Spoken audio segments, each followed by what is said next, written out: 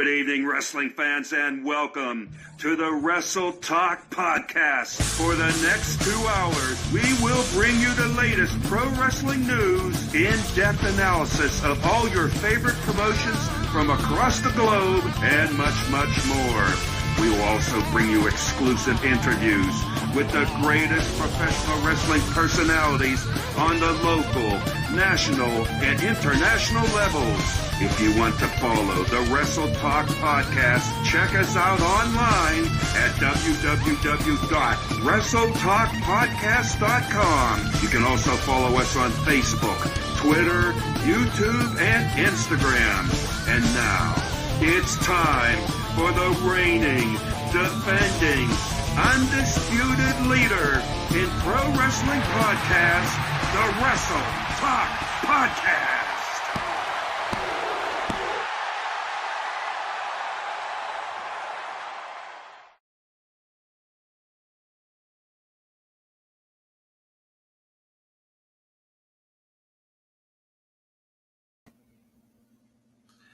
¿Qué pasa? ¿Qué pasa? ¿Qué pasa? Loyal members of the Wrestle Talk family.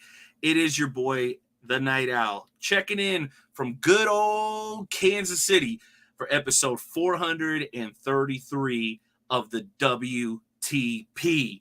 So great to be back behind the camera, doing what I love, chatting with you guys about good old pro wrestling. And as the comment section is already alluding to, we do have some kick-ass guests again on the show this evening. That's right, ladies and gentlemen. You saw the banner a little bit earlier. WMD. That's right, baby. Wrestlers of Mass Destruction will be in the casa tonight. So much so that I didn't feel like I could take this challenge on by myself. So, on this voyage, I will be accompanied by a very dear friend of mine, a guy that I work very closely with behind the scenes over at the FWWC, the world's premier fantasy wrestling promotion. Ladies and gentlemen, taking this ride with me, this grand voyage with me, the one and only, baby. He is the Alpha, Gabriel Serrano. Serrano, you gotta say it with your chest. Serrano. Serrano, like Serrano peppers, ese. How you living, Night Owl? What's the deal, dog? Man, hey, I'm good. Let's hear about how you been, bro. Are you good? What the hell you been up? It's been a lot. Good news is, fiance just found a job at Ulta, so fingers crossed. You know that going on in the future. A lot's been going on in the FWWC, and a lot. Yes, Susie R. Roll the R's. It's that Puerto Rican thunder. But a lot's been going on in the FWWC. A lot has been going on in the world of professional wrestling these past couple days. And I don't know about you, Night Owl, but I'm very, very excited for the opportunity to meet WMD. And actually, coming this August, a friend of mine and me might be going to a local event. So just more wrestling coming for yours truly. Well, listen, if there's anything that we hope to communicate to the masses here during this 2-hour episode, is that professional wrestling in its many facets is to be enjoyed by all. For me personally, Gabe, you know, I like to go to my local independent show. I know some people look down on the term independent because wrestling is wrestling, but you know what I'm saying, like more on a local, county, state level. That's where I really found passion for professional wrestling, though I was obsessed as a kid during the Attitude Era, just like everybody else. But for me, dude, what really brought the whole thing full circle, bub, was when I got an opportunity to go to my very first independent show. It was an absolute game changer. So do you know exactly what promotion you're going to just yet, bro? Can you fill us in? I do actually. I have it saved, but it's ALW. It's low. It's in ALW. Orlando area. Nice. And a couple of people are actually, I recognize some of the people on the card. Suicide's going to be there. There we go. Bobby Fish, funnily enough. Josh Alexander. Yeah, let's go. I love it. And I would love to see him. And the tickets are not dirt cheap, but like it's 8-match show, 5 hours, couple title matches, hardcore match. Like I've never seen one in person. And you get to meet the talent. You're probably going to get a great seat. I mean, I'm not poo-pooing on the big guys either. I mean, they put on a tremendous show. There's nothing like a WrestleMania.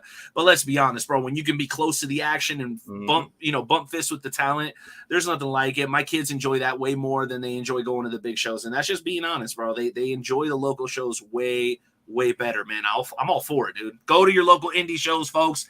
Get out and do it. It's a cheap, great time. And sometimes they even got a cold beer for you. So, bam. And it's support, man. I mean, there's no better way because that's how those people get their starts. You know, you see them in a local show. Next thing you know, he's going to be in AEW. Who knows, right? Dude, I'm telling you, when we had a guy named Damian Martinez on here, people didn't believe that this dude was a big deal. And a couple of years later, guess what? He is got the money in the bank in his hand. You know what? Let's give the old Mexican yell for that.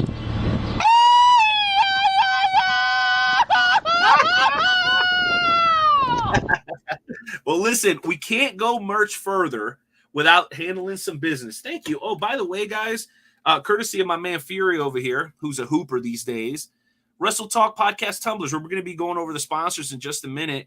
I'm actually drinking coffee today. We'll talk about that a little bit more later. But yeah, your boy's chilling out a little bit on the, grandpa's old cough medicine, and I'm just having an old-fashioned coffee right now. So make sure you guys hit us up for more information on the Tumbler.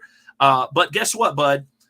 The show wouldn't be the show if we didn't do something. It's a tradition here on the Wrestle Talk podcast. So we're going to ask everybody who happens to be wearing a cap to please remove it as we aim to pay homage to the greatest country on God's green earth. As far as we're concerned, that's America, damn it.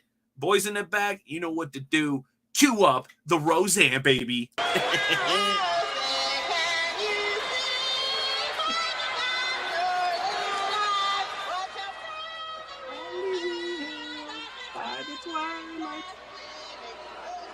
Let's...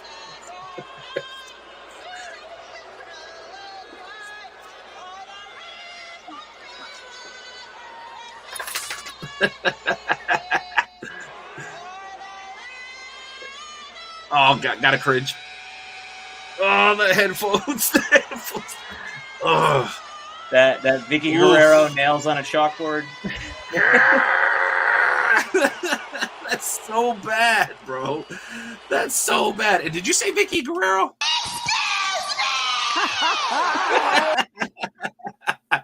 Oh, America, damn it.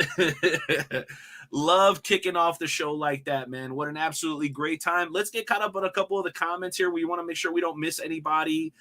First one here real quick. Clay Jacobs, member of the Wrestle Talk family, man. We heard about that situation that you're going through, brother. For those that, may or may not know Clay Jacobs, he's a great guy. He's been on the show. He's going through a rough time, man. Maybe hit him up, shoot him a message, show some support. As far as I'm concerned, anybody who's ever been the show is part of the fam, and they deserve our support. So shout out to our guy, Clay Jacobs. Hopefully we'll see you back in the ring very, very soon. Aaron Wallace also talking SICW here. Attila Khan has been suspended. We heard about that. Attila Khan is a pretty badass dude, real throwback ass kicker. Got a chance to kind of rub elbows with him. I didn't interact. I don't want any trouble over at CAC last year. Just an absolutely badass dude. Lots of talents being name dropped. Exactly. The mug. Thank you, Susie. Yo, Dave Ruby. By the way, guys, Dave Ruby hosts his own podcast, and we're going to be doing some trivia. It's going to be round 2 of our trivia challenge against Dave Ruby and his boys. So here very, very soon, be prepared for an announcement where we're going to be stepping up. And I will actually share that the two men, see, we're there's no intimidation factor, even though I respect Ruby. Okay. We're already going to tell you who we're sending so that you have as much time to prepare as possible. Now, Alpha, he was chomping at the bit, but I told him, hold on a second. There's guys that haven't had a chance to compete in it yet. He was ready because for a young guy, he's very knowledgeable in the world of professional wrestling. But we're going to go ahead and send you Jay Wade and Sonny Money. So, guys, make sure you be on the lookout for the announcement concerning the trivia challenge against Dave Ruby and his boys. It's going to be a good one. It's going to be round 2, by the way. A little bit more feedback on Roseanne, dude. Don't sleep on Jay Wade either, guys, because this guy knows his stuff. That more dude than anything. He puts me to shame. Eats, drinks, and shits wrestling. No doubt. Sorry, I missed your comment there, Sonny, with the stealing your gimmick. My bad. I don't know if that was me or if it was Alpha. Nails on the chalkboard. Okay. Just wanted to get caught up on all the comments. And we're going to keep dropping those comments, so keep them coming, guys. And by the way, I promised a little something, so I don't want to renege on that promise. I've got a lunchbox to give away today. If you've never won a prize from us before, guess what? Today's your lucky Wrestle day. Talk podcast, or not a Wrestle Talk podcast, but we got a lunchbox. Yeah, Mankind Not sure lunchbox. which What do one you it think? is. What do you think about that? It's a Mankind lunchbox. What do you think? Is that thing? Thinking he's giving it up. Yeah, see that? Boom. So I'm going to be giving it away today. Today, this thing's going away. So whoever's in Had the a comment specialty section, with that. We're Yeah, gonna try dude. and give it out to somebody. yes, I'm correct, assuming. correct. It's very hard to tell with the lighting, but I know it's a specific kind of lunchbox. The lighting sucks. Loading properly. It's Mankind. Technical difficulties, ladies and gentlemen, Mac- but we should be fixing it. We got a couple of things going on today. It's Mankind. Bro. Um, There we go. All right. Hopefully you guys can see that a little bit better. Mankind lunchbox. Our boy Gabe is working on his connection issues. We're going to get him back in just a second, but hopefully you guys can see that. The Mankind lunchbox. Boom. Want to give it away to you guys today. So stay engaged with the show. During high spots, during WMD, those boys are coming in. They're going to wreck shop. On that note, there's one bit of business that I got to hit before we move on to the high spot segment. And that is, ladies and gentlemen, all of our wonderful sponsors. You heard about the Wrestle Talk Podcast mug, also Royal Mills Transportation, Rathbun Engraving. We still got the mugs for sale. Noble Ben's Barber Lounge and KC Mo. You let them know that the Wrestle Talk Podcast sent you. The Kincaid Arcade, they just got Blitz in. I've been meaning to get back down there. I'm going to do that very, very soon. I-70 Sports Media, Tumblr we talked about, and of course the world's premier fantasy wrestling promotion, which, by the way, Dewan Mills, the CEO himself, will be here later this evening, amigos. Stockdale, he said he wants that lunchbox. Mankind always, you know what? Maybe we'll give it away to Aaron Wallace. Who knows? And by the way, Iceman and Money were going down. Ooh, the trash talk. Ruby heard us. He heard us. He knows. He knows who we're sending. That trivia challenge is going to be absolutely off of the chain. Gabe, you're back. Make sure you unmute yourself. You're back. We had a little bit of a connection issue going. I'm not coming in clear. I think it's my connection. Yeah. I hope y'all can hear me. It may be that. You're coming in better now. Difficulties.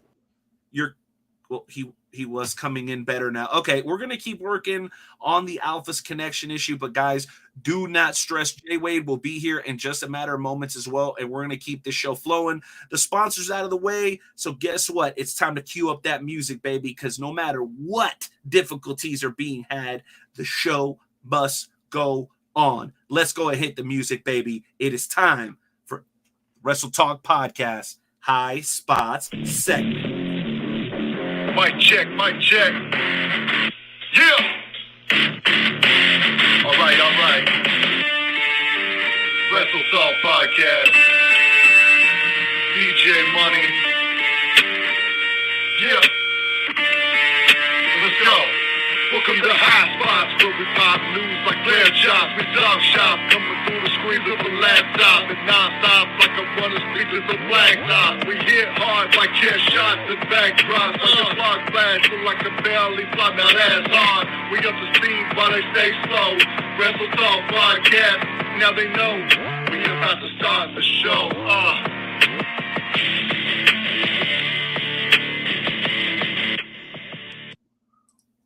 All right, baby, we are back and in full effect. Gabe, I think you're back, my friend. Yeah, it was something with my wife's Bluetooth speaker, but we should be good now. Okay, and you are indeed the prettiest girl at the party. Thank you very much. I love pride that. That's myself on it. wonderful. Well, guess what? The party ain't over, and nor has it started until this man shows up. Ladies and gentlemen, Jay What freaking is up? Wade. How do I sound on the Coming do I in sound from the pretty good? car. Looking good, Yeah, man. baby. Look at the tie going on. Woo. Well, hey, I work for a law firm, so I'm in court sometimes. I got clients I have to meet up with. Not a lawyer. I wish I was, because the money's good. But bet. everybody I know always a guy needs called Saul Goodman. everybody always needs a criminal defense investigator, and I'm the man. So I'm pretty much I work for a law firm. I'm pretty much a private investigator for the law firm, and it's a very fun role. I get to buy nice things like these Apple AirPod Max headphones that yeah. So I'm glad to be. Hey guys, it's been a minute since we've all been on the air together. Been a little bit. I miss talking to you guys. I know it's hard. Life sucks. It gets hard. Like Vince McMahon says, life sucks, and then you die. And that's classic heel shit that I always love. When I'm crying about not having money, I just say that to myself in my head, and I start smiling again. So, but the benefits of being in my car is I have a nice cigar ashtray next to me with a couple nice cigars that I might light up while we talk. I'm ready to talk wrestling. I got the background information for the guests tonight. For what is it? Gannon and Fox. Yes. Correct. Yes. And I'm ready to have a good show. I'm ready to have some fun. We got we got SummerSlam coming up. We got G1 to talk about. Man, I've been watching Collision like it's going out of style. I'm like shot out of a cannon because I drank a Red Bull, shotgunned it while I was driving to the closest parking lot. So beautiful. Yeah, it's not beer. I wish it was, but they have a kind of a weird thing about. Yeah, I'm not even drinking beer tonight, bro. Don't feel bad. But no, guys. I hope I haven't missed much. No. Yeah. I'll fill you in briefly. So Alpha and I were chopping it up. We had a little bit of a connection deal. He's back 100%. It's 100% great. Just updating everybody. It's been a while. I said almost the same thing, that all of us have been in the room together. And guess what? It's about to get even spicier because somebody who hasn't been on the show in a little bit is going to be joining us as well. Ladies and gentlemen, fresh off his visit to our friends over at CSW, that's Central States Wrestling, ladies and gentlemen, the one and only Wrestle Talk Podcast contributor and family member, the one and only Sonny Money Mayo, my friends. Say hello to my little friend. What else, Sonny? Look at that hair. That's some nice looking. Looks like he went to Great Clips and got that $3 haircut. Oh, he's got a hair in this. Oh, listen, man. When the lights go out in the state of Washington, that bald head of yours is like a big demon light. All right, I see it here in the Midwest. So beacon for life. Yeah, right. Exactly. I love you, brother. Yeah, I love you too. What's up, fellas? What's up, Wrestle Talk? What's up, Alpha? How you doing, bud? Man, I could not be better. We got 4 people and we got 3 hours of wrestling to fill, so I could not be happier, man. How you been? I'm doing great, brother. What's up to my buddy Aaron Wallace there in the comment section? You're always in here each and every week, every Tuesday night. But I came in for 2 reasons. One, I want to join at least 1 or 2 high spots topics here before the wife yells at me and I got to run back inside and do daddy duties and husband duties. And 2, Night Owl, gimmick infringement. I'm calling you out right now. What? Listen, bro. You don't drink coffee on Wrestle Talk, okay? I drink coffee on Wrestle Talk. That's my gimmick, bro, okay? That's my gimmick, not yours. So, water, listen, here's the thing, okay? I have no choice, bro. You know, your boy's been sick, so I got to lay off the booze for a little bit, but I will be returning to my former glory soon. This is temporary, bro. Can I borrow the gimmick? It's like the stunner. I'm not trying to take it away from you. I just need it for a little bit, like, as I'm making my run. Can I borrow the coffee gimmick just for... The only reason I'm okay with it is because I've had coffee at your house. You have good coffee at your house, so that's fine. I know you're drinking good coffee. You're not drinking like, some bum Best Choice coffee or anything. So okay, that's fine. Well, at the end of the day, whether you like it or not, you never drew a dime anyway. Drew a dime. Oh! Not a dime. Never drew a dime.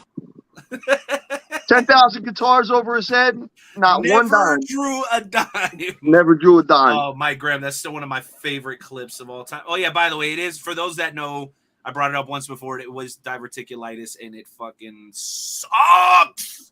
Yeah. Man, why don't you be like, fucking Brock Lesnar and just get through it, He just shrugged it off, and then. Well, I'm shrugging it off too, but I'm also not being irresponsible. What do you want me to be eating Doritos here? I mean, come on. No. He just wouldn't kill some bison. Once you kill some bison, then you that's what, bro. It's all diet. That's a whole nother podcast. But bro, let me tell you, if we got into talking about what the hell caused it, that's a whole nother story. But guess what, guys? As fun as this is, I think people are here to talk about something else. Pro wrestling. That's what we're here for. Let's go ahead and cue up the randomizer for the first time tonight. And let's find our first high spots topic. I don't know. Everybody submitted different stuff. We have no clue what's going to pop up on the screen. So let's go ahead and hit it and see what happens, gentlemen.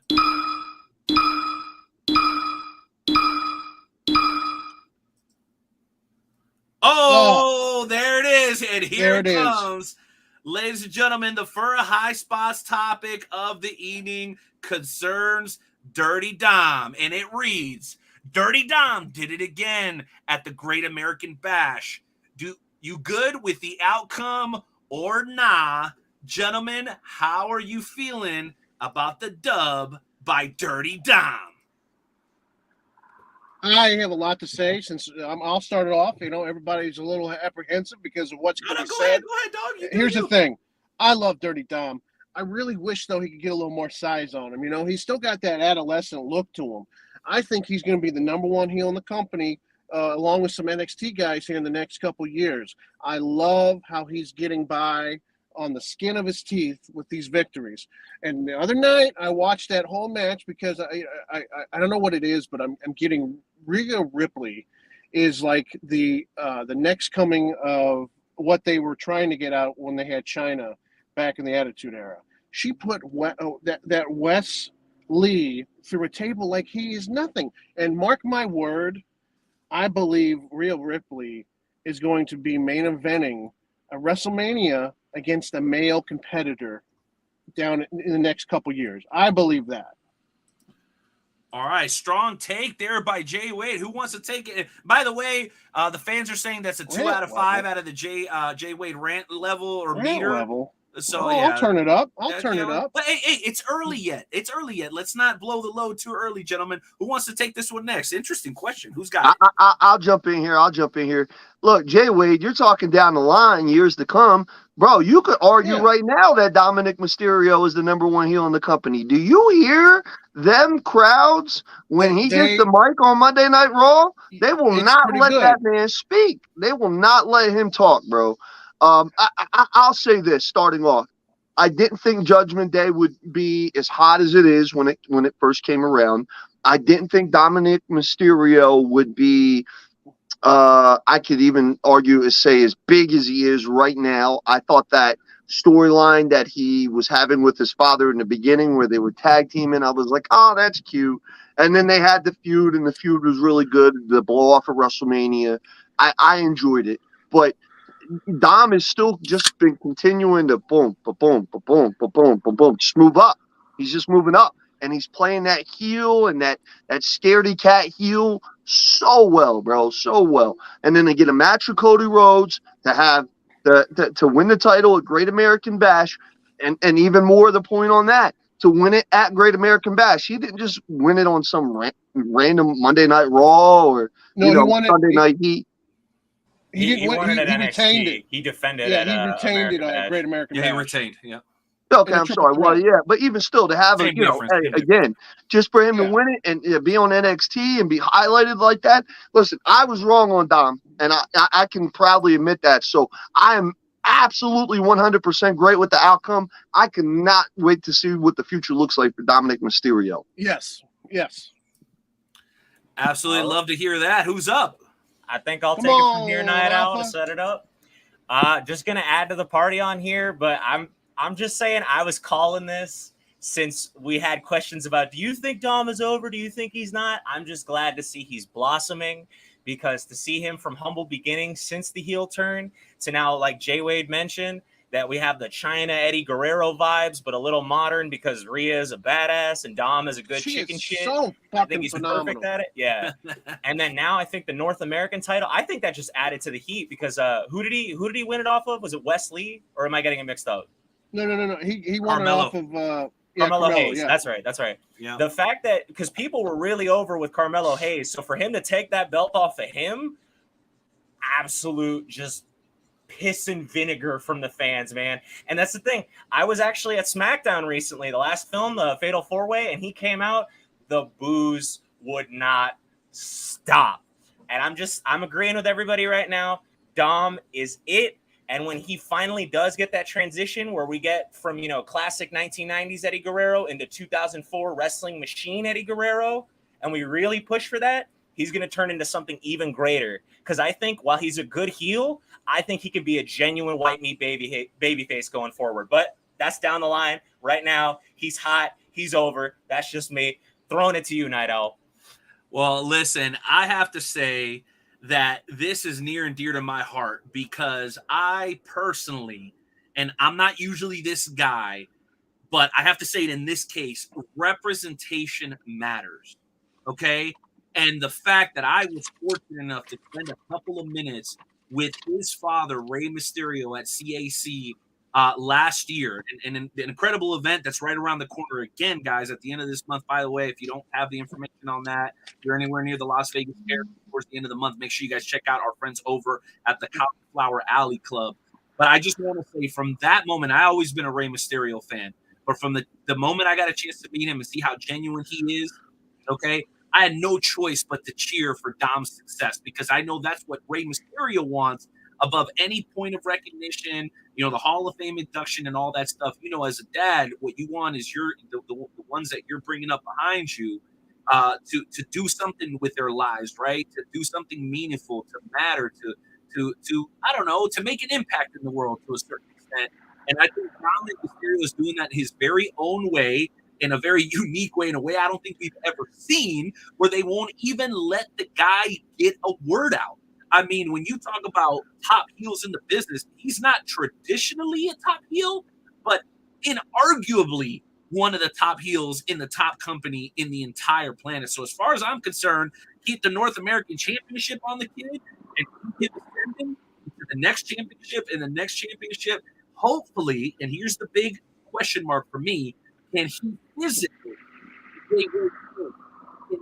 physically match what he's able to do with his engagement in the audience? Is he going to be able to face off against those that are the highest athletic talent in the business to really seem like a legitimate competitor over the years? As far as I'm concerned, he's young. It's really up to him. If he dedicates himself to his body like an Austin Theory, for example, a guy that does everything possible to keep himself at the tip-top shape that he could possibly be in, I don't think there's guys limit for a guy like Dominic Mysterio, and I absolutely love what they're doing with him. I hope that they keep him engaged and don't forget about this story because it's got a ton of momentum, not only going into SummerSlam, but I'm hoping that it continues all the way through Mania. So I'm all for Dominic Mysterio. That's just me. Hey, all I gotta say is right now, Dominic has got the moves. He can wrestle in the ring. He can talk. I just feel like he's got a lanky, adolescent. He's still got that high school look to him. And as soon as he gets the look going with the moves in the ring and the talk on the mic like he does, he's got the trifecta right there, man. And it just, I believe that's why they got real with him right now. She's the heavy, she's fucking throwing males. Just think, is it crazy that she's the muscle? She body slammed Luke Gallows a few months ago. And she held him. She held him. I love it. That's why I'm really big into Ripley, because she can wrestle the women and she has no problem fucking up the men. And that's why. Go ahead, brother. No, let me add one little thing here before we jump onto that next high spot segment. And I didn't mean to cut you off there, Jay Wade, but this will pertain definitely to me and Night Owl's cup of tea here. There is a outstanding rumor out there that Dominic Mysterio is a hell of a freestyle rapper.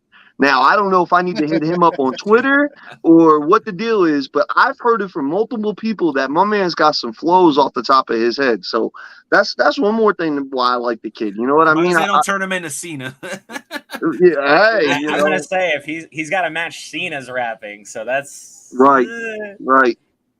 Yeah, I'd love to see it. Hopefully he lets it all hang out, and it's not his physical limitations that end up putting a cap or a ceiling on his potential. You guys ready to move on? Well, I just wanted to add to what Jay Wade was saying. Oh, please go ahead, bro. I do think the body transformation is necessary, but I do think him being as thin as he is adds to the heel heat, because we're like, bro, I want somebody to pick his teeth with this idiot, and he keeps smarting and like a little heel. He always gets away. Do you guys remember a few years ago when Mysterio got a title shot against Brock at Survivor Series, and how he was thrown around Dominic? Like he I think he double F5 both Dominic and Ray at the same time. He just chucked his ass. And people were loving it, and people were loving it, and those two were the faces. It just Dominic's got that way about him to where you want to see guys give him a Vader bomb. So, but I do think bulking up will help his look. So. True. And who doesn't love seeing Brock Lesnar chuck people around? I'm sorry, anger bro. of It's just so not much fun. hurting people. One, boom, every match, the suplexes, right? We all start counting one, pow. I don't know, bro. It might not be like, old school Greco-Roman or whatever the hell, but that shit is fun to watch. Just bam, just him throwing motherfuckers all over the place. He's got next dimensional strength that we'll never see probably again. This dude could flip the sky if he was angry enough. Once in a lifetime kind of talent. Hogan body slammed Andre, but this is nothing compared to what Brock's done to guys like Omos and Paul White and Mark Henry. He threw Rikishi up on his shoulders like he was nothing. So back in 2002. So it's just his strength, and it's just he's got what you call man strength to the 10th power. So he's an alpha Viking. male. He's the definition. Viking, I'm sorry, Gabe. I don't mean to steal that from you because I know that's yours. But Brock is the definition of an alpha male. I actually went back Brock is recently. what we call a sigma.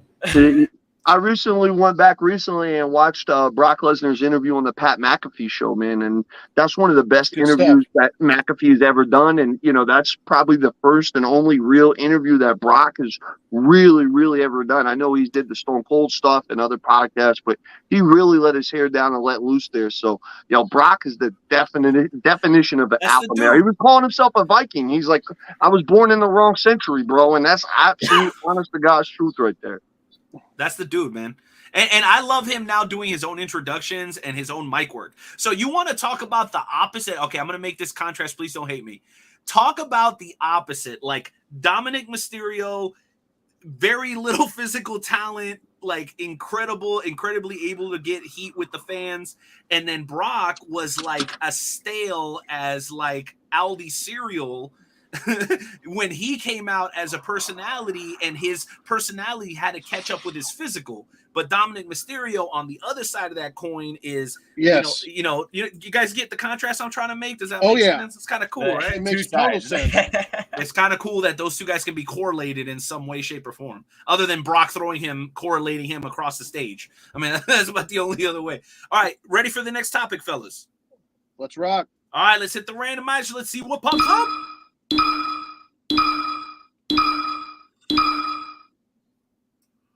And here it comes, ladies and gentlemen. What's our next topic? Oh, no.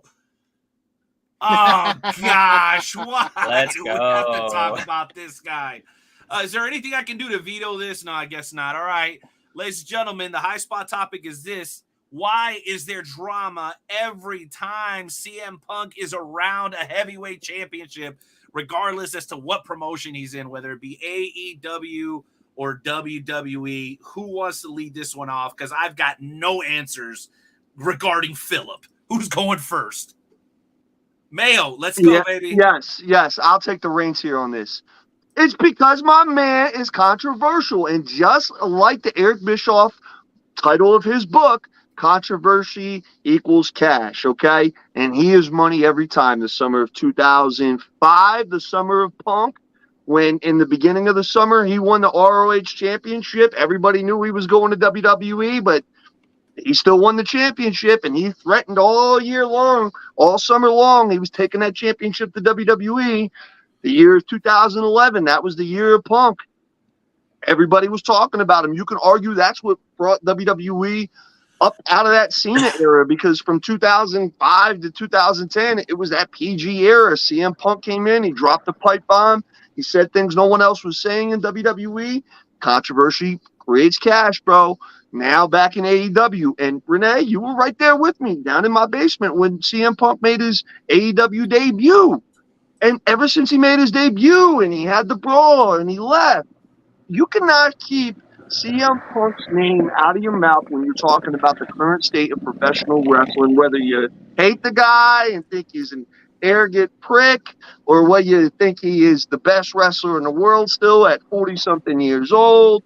The dude is money, whether you like it or not. My man is money. And I love me some Phil Brooks, because he tells it like it is, whether you like it or not.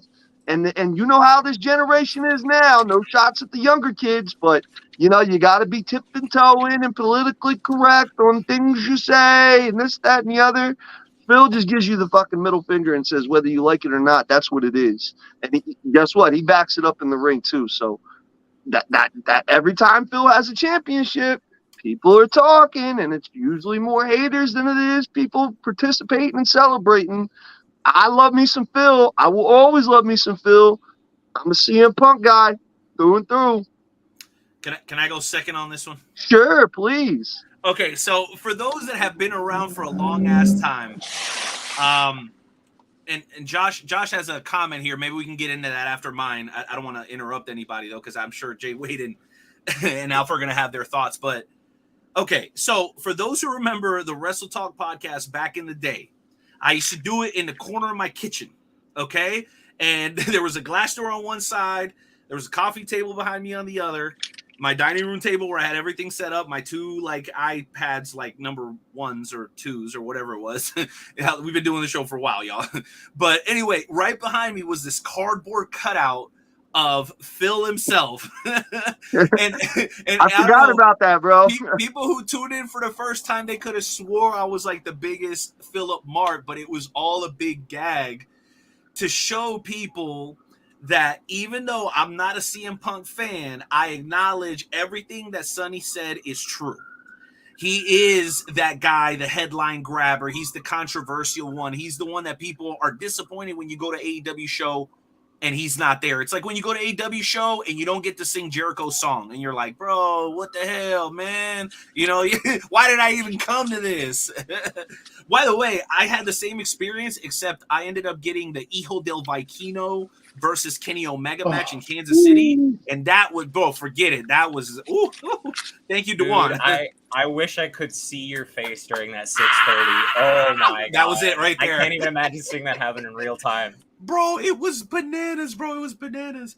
But here's what I'll say. Here's why I'm on the opposite side of it, though, because I think CM Punk encompasses what we all don't like about professional wrestling today.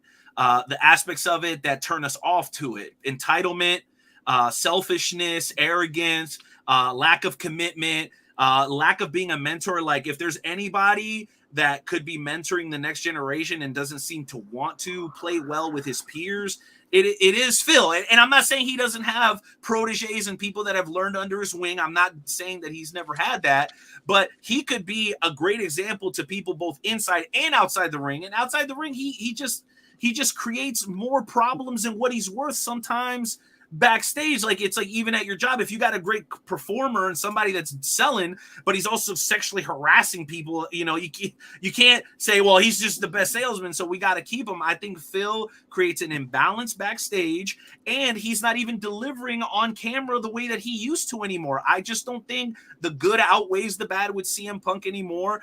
Of course, he had a great program with MJF. I'm not saying he's not capable of having a great program, but I say it to this day, I think that he's more of a negative than a positive holistically for any company that employs him, because he's going to want a ton of money, he's going to want to pick its dates, and he's going to create controversy, not just in a good way that creates cash, but also in a negative way that puts guys on the outs, like what he did to Colt Cabana and that the whole deal with cowboy shit. You guys know who I'm talking about. His name's escaping me at the moment. Adam Page. Adam Page. Yes. Yeah. So anyway, like I said, his energy is not my energy. Somebody who just makes waves for no reason. That's not the kind of person I get behind. And for me, CM Punk he's just got a negative aura. You know, he's moody, he's bitchy, he's a whiner, and I just don't like people like that. So. Listen, I'm done. I'm done participating. You pissed me off. I'm done. I'm going back to the comment section. You can go screw yourself. You know how the fuck I feel about CM Punk. He wanted to help. We're all marks here. We're all third sheet Dave Meltzer reading marks. He wanted to help. Oh shit. That was a great Michael Rappaport rant right there. Sonny takes it personally when you say he's a rip-off Dollar Tree Michael Rappaport, Jay Wade. He doesn't. I'm sorry, he sounds like the motherfucker. If you put the two together, he sounds like him, wow, and I love this dude. Storm. Oh boy, I'm sorry. Well, listen, I got a new drop that I want to introduce today, and I don't know if there's gonna be a better moment. Sonny, you take the cake. Dummy, yeah. Yeah. Dummy, yeah. Yeah. Dummy, yeah. Yeah. Anybody who remembers Eli Drake knows exactly where that's from. So I do. I kind of want them to sell that button. That would be even more over. wow. You kidding me? Like It's the like the "that Staples was easy" button. You know that Staples used to The sell. Staples Just put a picture of LA Knight. Everybody would buy it. I'm telling you, off the shelf. Let's freaking go. Sonny really jumped off here like a little baby. What the hell is that? Jay You Wade. dissed his favorite wrestler, man. What'd you think was gonna happen? I thought Jay Wade, come on, bring us back to center here, bro. A little professionalism goes a long way, Rappaport. And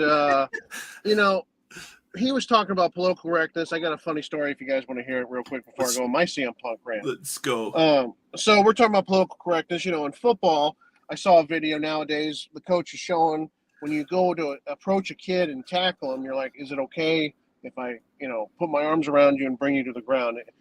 Am I okay? I'm not in your space, am I? Well, this reminds me of when I was playing football back in 1999. I had a problem with when I tackled, I stood straight up. I'm a very, by the grace of God, strong individual. And I would just drive through. I had this coach. His name was Coach Crumbacher. God love him. God rest his soul. He was about 6'9", and he looked like a villain from the Die Hard movies. And he talked like this. He had a deep voice, kind of like on par with Andre the Giant, but you could understand him. And God love him. He's watching me do these tackling drills, and this is the PC part of this. He comes up to me and goes, "Son, I love you, but if you don't get your head down when you tackle, I'm going to stop practice, run home, grab my child's T-ball aluminum baseball bat, come back, start practice back up, and I'm going to be waiting on the other side. And if I see your head up, I'm going to crack the fuck out of you with this bat." And this is back in 99. If you said that to a kid now, you'd be in jail. Going to jail, bro. Okay? You're going to jail. But I laughed because I'm just picturing him winding up like Gary Sheffield from the Marlins. And he used to have that. You know what I'm talking about? He used to do that thing, right? I remember that. And he was just trying to teach me. He was trying to get through my thick head because half the time I was joking around like John Belushi on the side. Goofing on the sidelines. They're always yelling, "Weights, take a lap." And I went to a Catholic school, so if I cussed a lot, I still cuss to this day. But if they heard me cussing, they'd be like, "Weights, go to the outhouse." I'd have to stay on Johnny on the spot as my punishment during practices because of my mouth. Anyways, CM Punk. Well, it serves you well here, by the way. It serves you well here. I'm just gonna say that. Yeah. Hey, you need a rating on that rant, by the way. Yeah, that's right. And I want to clean up the show a little bit because Mr. Luke Roberts, he's a clean cut guy, and sometimes I think he cringes at the way I talk, but I just can't help it, But CM Punk, he's had problems with the belt. He wants to be the top guy. He's like the modern Bret Hart. He believes in his own hype. I love CM Punk wrestle. I love his matches with Samoa Joe, Daniel Bryan, AJ Styles, Seth Rollins back in the day. He had some great classic matches in Ring of Honor. He had some great classic matches in the WWE, but his problem is he's his own worst enemy and his own number one fan of his fan club. When he lost the belt to The Rock, he wanted to poo-poo in the corner and cry about it, but he didn't. He just carried on, and then he took on the Taker at Mania, lost there, and then he disappeared. He hadn't been in the title picture when he came back, got beat by Brock at SummerSlam. And then, he found out, after the Rumble, he was going to have Triple H at Mania. Well, he didn't want that. He wanted the belt, and that's why he disappeared for almost, 10 years almost? Yeah. Then, so that's the drama there, And then when he won it in 2011 against John Cena at Money in the Bank, he was a free agent at the end of the day. And, so he had, the next night, they're like, well, he's not the champion, he quit, but he was ranting about how he's the undisputed champion. My husband's pounding around the home. Hey, Jay, wait, we got in Chicago. Full pause this there. Comment wins tonight. This comment wins. Guess what, Rachel? You just won a Mankind lunchbox because you got to deal with Sonny's crybaby ass. Congratulations, Rachel. This will be delivered to you promptly. Thank you for participating. That is the comment of the night, and we've officially given away the lunchbox. That was wonderful. Gosh, Jay Wade, please proceed. It's all right. It had to be addressed. I don't falter when I rant. So yeah. Anyways, he gets to AEW. He gets drama there. Wins the belt. He can't stay. I'm sorry, in his own fucking lane, and just enjoy being at the top of the card. You know, he automatically disappears, being at the top of the card. Automatically walking in the door. Yeah. Yep. Disappears and comes back saying he's the fucking champion again. This is like 2011 all over again. You know, do we believe that there's a legitimate injury behind his absence? Do we believe that the skirmish was a work? I mean, because people have discussed it. I put it on the same par as when Michaels lost a smile. You know, he was supposed to drop the belt to Bret Hart at Mania 13. All of a sudden, he's lost his smile. He gets stripped of the belt, or he drops. You know, he doesn't drop the belt. What do you call it when you give the belt up? Just relinquish. Relinquish the belt. Like Thunder Rosa he vacated the belt. Yeah. He vacated the belt, and you know, it just I love, you know. But here's the thing, he's got us talking, and you know he's always going to have us talking. It just seems like everywhere he goes, he just can't. Okay, so we've got us talking, Jay Wade. Okay, sorry, I don't want to lose this point. He's got us talking, so let's talk. So give me a percentage, all right? Give me a percentage, 1 out of 5. You know, we use the super kick system here on the Wrestle Talk podcast. 1 out of 5. What are the chances that the whole thing at that shoot with Tony Khan, the press conference, 1 out of 5? What are the chances that was a work, in your opinion? I'm gonna, you know, had you even thought about it? Had you even thought about it? Oh yeah, every time I see wrestling, because even though I'm not a CM Punk guy, I tend to believe, wow, 10 months exactly. How long does it take to recover from the injury? But he's also a 40-plus-year-old man, and they don't bounce back like they used to. So, you know, I don't know. He broke a foot. Was it a broken foot, a broken ankle, or something like that? I think it was an ankle. Yeah. Yeah. Something with the lower extremities. With anything. 4 out of 5. We got votes coming in here. Yeah. So 4 there. Yeah. Yeah. Yeah. So I don't know. Yeah. Nothing's going to change my mind about how I feel about CM Punk. I mean, nothing. But here's the bottom line for me. People are still talking about it, and whether he wrestles or not, we continue to talk about it. So I guess the guy is doing his job. Can we agree on that?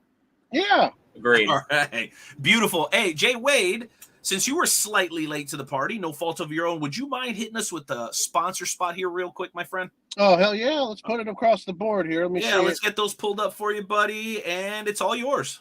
Hey, Wrestle Talk Podcast would like to thank all our great sponsors, Royal Mills Transportation with Dewan Mills, Rathbun Engraving, where you can get that Wrestle Talk Podcast mug for just $20, Nobleman's Barber Lounge in Kansas City, Missouri. You got the Kincaid Arcade at the Oak Park Mall, Interstate Sports Media, Little Popeye Designs, where you can get that Wrestle Talk Podcast tumbler, and the FWWC, the world's premier fantasy wrestling groups.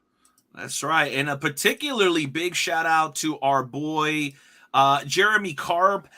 Before we move on, Dewan and Perry will be here in just a moment. There's one more picture that I think we need to put up in the back there, guys, if you don't mind helping me. Let's get this picture pulled up because I haven't been here, and I have my own specific high spots question. And this is more directed at my guy, Jay Wade. I didn't get a chance to ask you this, so Jay Wade, here's the pick. Hey, yeah, what's up? It's Jeremy. That's me. Yes. All of those things. First, who pissed in Rodell's Cheerios? No, that's a smile. He's smiling. He's smiling in that picture.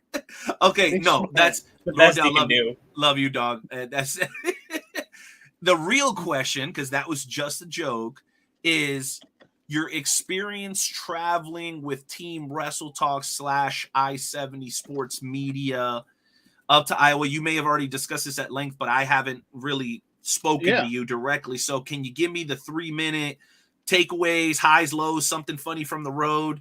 I'd love to hear about it, bro, before we jump on with Dewan and then Perry here in a few minutes. I hope it includes a Dairy Queen.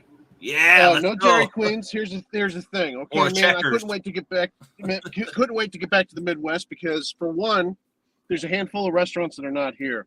We don't have White Castles. We don't have Cracker Barrel. We don't have Waffle House. We don't have Casey's gas station, where they have some of the most tasty motherfucking pizza you can have when you're on the run. Yeah. I can't believe you don't have Waffle House up there. Hey, that's a Southern thing, my guy. That's a Southern thing. Yeah, but here's the thing. And Midwest. Experience a handful of those restaurants again, but my biggest experience was being with those boys. You know, me and Rob, if you guys don't know, Rob used to be a wrestling trainer. He trained me how to be a technical wrestler back in 2004. He still is, mentally. Yes. He still is. He's like the Mike Tenay, if you think about it. Why do you think we call him Skywalker, bro? Yes. That's why. Because of his nerdism. But anyway, has nothing to do with the movie. It's up here. I know. He's a Jedi, that guy. I'd call him more Obi-Wan than anything. But anyways, back to I digress. That road trip was one of a million. You know, I don't get to see my friends as much as I used to because I moved out here to the Midwest and I took a leap of faith with my wife. We become successful, out here career-wise, and being with those boys again. It made me feel like I'm not gonna lie, I brought my gear with me because they did have an independent show on that Friday night, and you never know. If you're a worker, you always bring your gear. And I'm always still in the gym. They did give me a little trouble about that because I was using the gym every day in the hotel. They're like, you're on vacation. I'm like, I gotta get my, I'm a gym rat. I'm like a gorilla in a zoo pen. I gotta flip that tire every once in a while. Yeah, it's like me going to hoop. I gotta get out in the court. I got to meet some guys. I got the great Herb Simmons was there from SICW. Silicon. I got to see it. It's the first time experiencing the Silicon, and man, that man is the next coming of Brody and Vader and Hanson, all mixed in one. And then I got to see the Big Texan. He's like, it's like seeing it's like seeing Hanson again as well, and the good old legend himself, the Night Train Gary Jackson. I haven't seen him in ages, and the man still looks the same. It's been, I've known him for almost 20 years. And, I don't know if that was last week. I heard you guys talking about Gary Jackson kind of being like the ageless wonder. Oh man! Or the week before, I can't remember. The man can work like nobody's business, and he's worked. He's done stuff with WWF back in the early '90s and WCW, and he's him at CAC too, by the way. Yeah, yeah. He's worked old Checker Dome shows back in the day, and St. Louis, and it was like getting to see. Oh, look who it is! Who it is, yo! Not Mr. CEO coming with the wrap up, Jay. Let's let Jay Wade wrap up here. Yo, Jay Wade's talking to us about his Hall of Fame story, bro. He just got back from the Hall of Fame in Iowa. He's wrapping that up. Go ahead, Jay Wade. Great experience.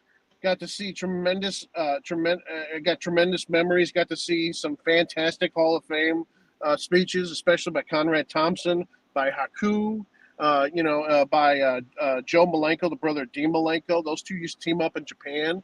They have some classic bouts against the British Bulldogs in the early 90s. So it was a fantastic experience, and I can't wait to go again. Yo, let's go. Shout out to the Hall of Fame. It was Jeremy Karp, Chris Rodell, Luke Roberts, Jay Wade, Luke Roberts. And the reason we went with Skywalker, by the way, is because of the whole Luke thing. So Luke, Luke, yeah. That's why. But I agree. He's more of an Obi-Wan. I agree with you there. That's it. Yeah. Yeah. So, Dewan, welcome. What's up, bud? Yo, listen. What's up? On a shoot, the Mills household has been going through chaos since last Tuesday, Jay Wade.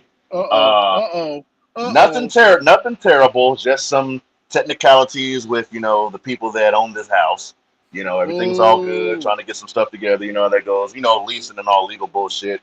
But everything's all good. But the biggest thing is my oldest daughter finally has her own room. We finally transitioned into that. My oldest 12-year-old, which I'm so sad, they grew up so fast. She has her own domain. She has her own room. But the shoot about that is her brother and sister was, mother effing her. Get out of our room. We don't share a room anymore. I wake up this morning at 7 o'clock to go to work. Guess who's all in her room sleeping on the floor? Everybody. Yeah. Everybody. It's ridiculous. It's ridiculous. So I've been moving stuff. I actually just moved the bunk bed right now. I'm sweaty. I'm hot. My sister moved out and she took her Wi-Fi with her. So we're waiting on. Hold on. So total side note, off subject. Is anybody familiar with T-Mobile home internet? Does anybody heard of that? Does anybody? I've heard the commercials. Does anybody know if it's any good or not? Yeah. I guess I'm gonna find out tomorrow. Let us know. So I'm just on regular I'm on regular internet on my phone right now. So if I'm a little bit choppy, it's all good. Oh, your connection's coming across great, by the way. I mean, really. Well, that's T-Mobile. If that's any sign out T-Mobile does it, we're good. What's up, boys? What's happening? Hey, but no offense, I think you should do the FWWC tonight with that next going forward. Your regular internet might have been shittier, bro. Yeah, I think you're doing better now, cuz. Oh my god, dang. Yeah, by the way, going back to your honest, kids, and going back to your kids, all ended up sleeping in the same room after all that trouble. DeJuan opened up the door, looked inside, and the kids were like, "Got him, got him." I haven't missed a day of fatherhood in 12 plus years, boys. This is what it is. That's right. Lasts a lifetime, nothing better. Hey, hell yeah. Let me hit you with something real quick, though. Yes, sir. I'm with you. FWWC SummerSlam. Yes. There are some very, very high-profile matches. There's a few of them with some question marks around them. I wanted to ask you a couple of questions. So number one, talk to me briefly about Funky and Saint. How did those two guys get on opposite ends of each other? What are they competing for, and what can we expect? Well, it goes all the way back to FWC Money in the Bank. Saint ended up not Saint, but Funky ended up losing the Spartans Heart Championship. So with that being said, Saint comes up to the main roster, and in my mind as a booker, I try to make sure that all of my competitors, to an extent, gel with each other. Saint and Funky have a history. SOF, weed smokers, all that craziness, whatnot. But it seemed like there's been some internal beef with the whole NFG gang, which, let's be honest, it happens. Brothers fight, brothers disagree. Every family fights. Every family fights. So my gimmick is this. We have a vacated Spartans Heart Championship because within a week, which I had to talk to the board of directors about this, and it's all good, within less than 10 days, Ace cashed in that Spartans Heart title, which is now being vacated.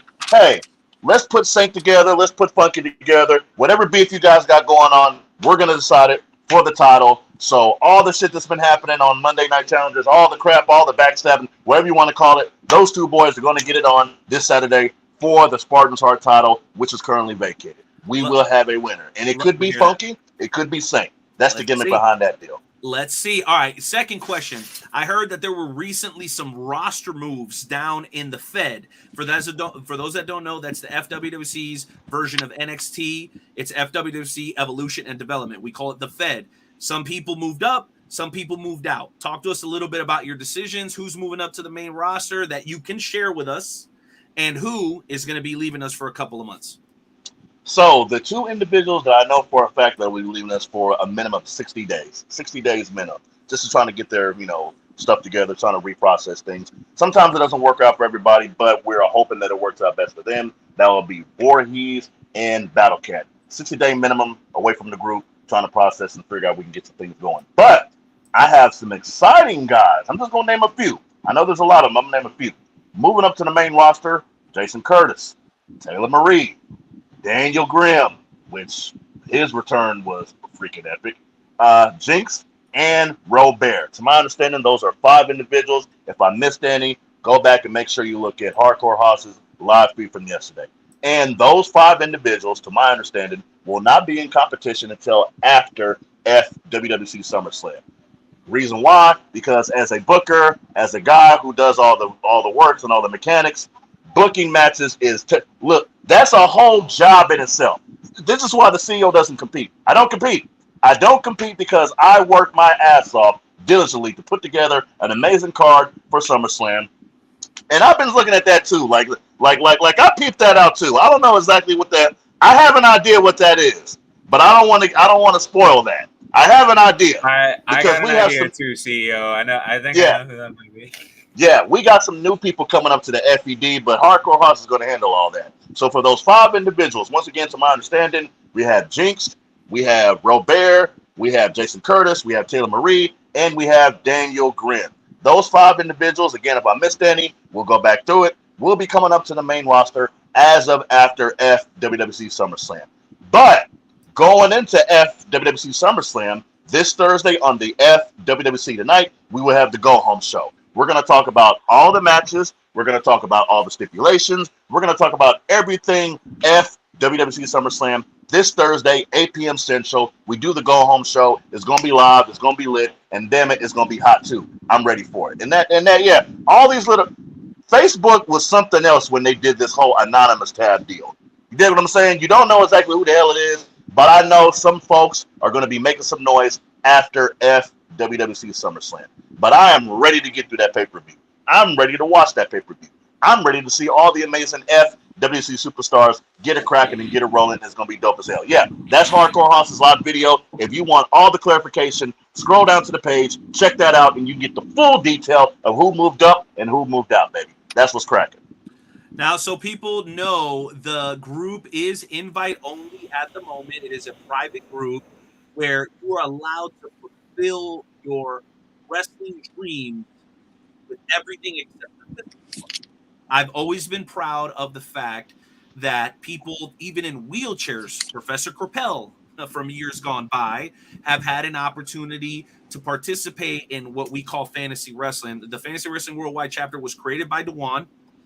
Him and I share ownership over the company because I've invested a big part of my adult life into this group as if it was mine.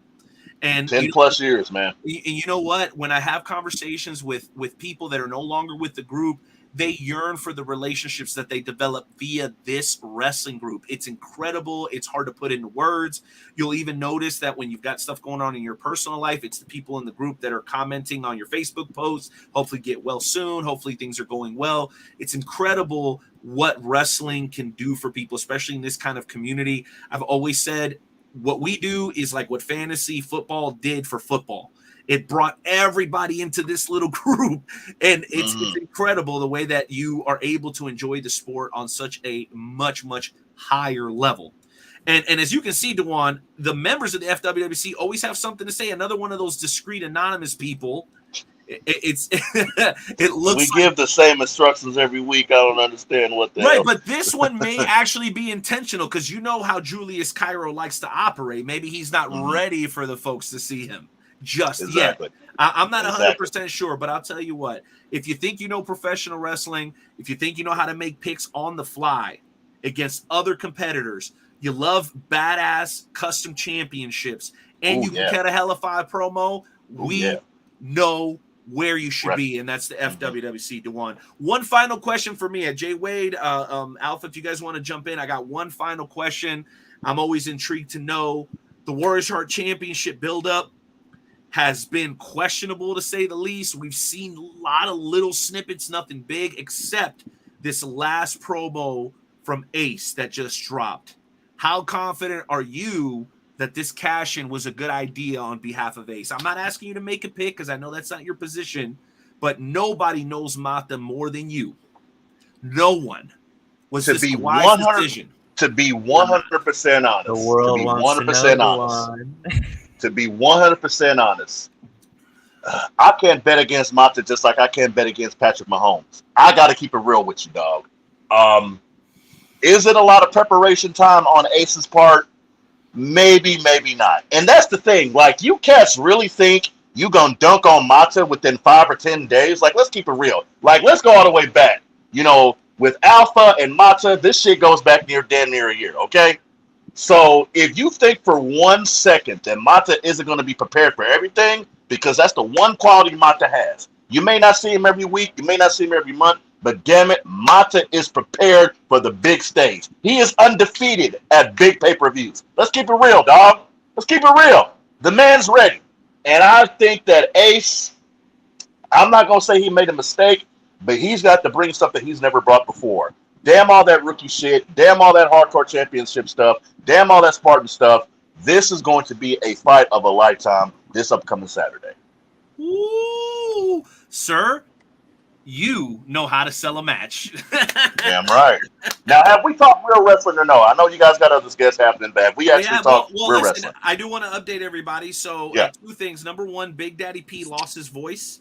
earlier today, so he's not going to be joining us. We got a little bit more of a window. And then also Leo Fox caught himself in a personal emergency. So the the wrestlers of Mass Destruction are not going to be joining us as a tandem, but they will be present in the form of Curt Gannon, the Suplex Cyclone. So we're going to have Curt Gannon. We're going to have a good long conversation with him. It's going to be a great time. But I just want to update everybody. So yeah, DeJuan, by just generically, not organically, you're more than welcome to continue joining us because we got more high spot stuff to talk about. You want? Hell yeah, we do. I got like 5 questions, and I just wanted to talk about one.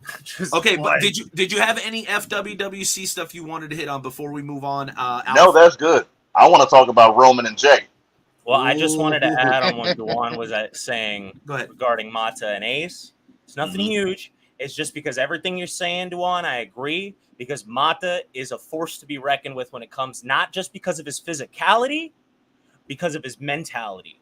The man is prepared. He is a hunter. He knows what to expect. But I have to throw this out when it comes to it. Funny. Ace is the unknown factor. When you think about this man's career in as short of a time, I haven't been here as long as either of you, but I don't know, has anybody pitched as quickly as Ace has? All things considered, not even Assassin Syndicate, wrestler to wrestler. Ace ran from... There's only one person that had an ascension like this their first year of their career. We could be seeing it. We could be seeing a repeat. You may not know who this is, but I think DeJuan already does. It's Mata. I'm just saying. See? True. That's the only other person to come in the first year and just absolutely kick everybody in the teeth. Dick Burton, an entire faction, ECW, basically one dude. That's exactly what Ace is doing, and it's almost exactly 10 years later. Right. It started at SummerSlam with Mata, and it really hit its pinnacle at Universe Mania 1. Mr. CEO, I believe you were a part of that match. I was part of that match. That is correct. Alpha, this is such a full circle thing that I can't even. Listen, FWWC tonight, this coming Thursday, way more FWWC conversation, but we got to keep going here with the high spots. This is just the beginning of the conversation. Things are really heating up. Shit, we haven't even really heard from some of the competitors yet. So over the next 4 or 5 days, DeJuan, you and I both know, as well as you, Alpha, that it is going to be en fuego. That means on fire over the FWWC, and hopefully you guys appreciated the share that we did there. Check it out, guys. We need we're sharing the page. Even if you just want to watch, trust me, like we just need that. See, yeah, absolutely. We love to see it, guys, and trust me, we're always desperate for new people. Like, just I'm preaching to the choir on this one, man. 520 members currently, by the way. 520. We're looking to keep growing. We're looking to double that. Yeah, dude. Absolutely. Especially if you're talented and passionate about wrestling. And remember, the friendships that we talked about, the relationships you build are second to none. Second to none. I'm right. You guys ready for the randomizer? Yep. Let's do it, baby. Next high spots topic, baby.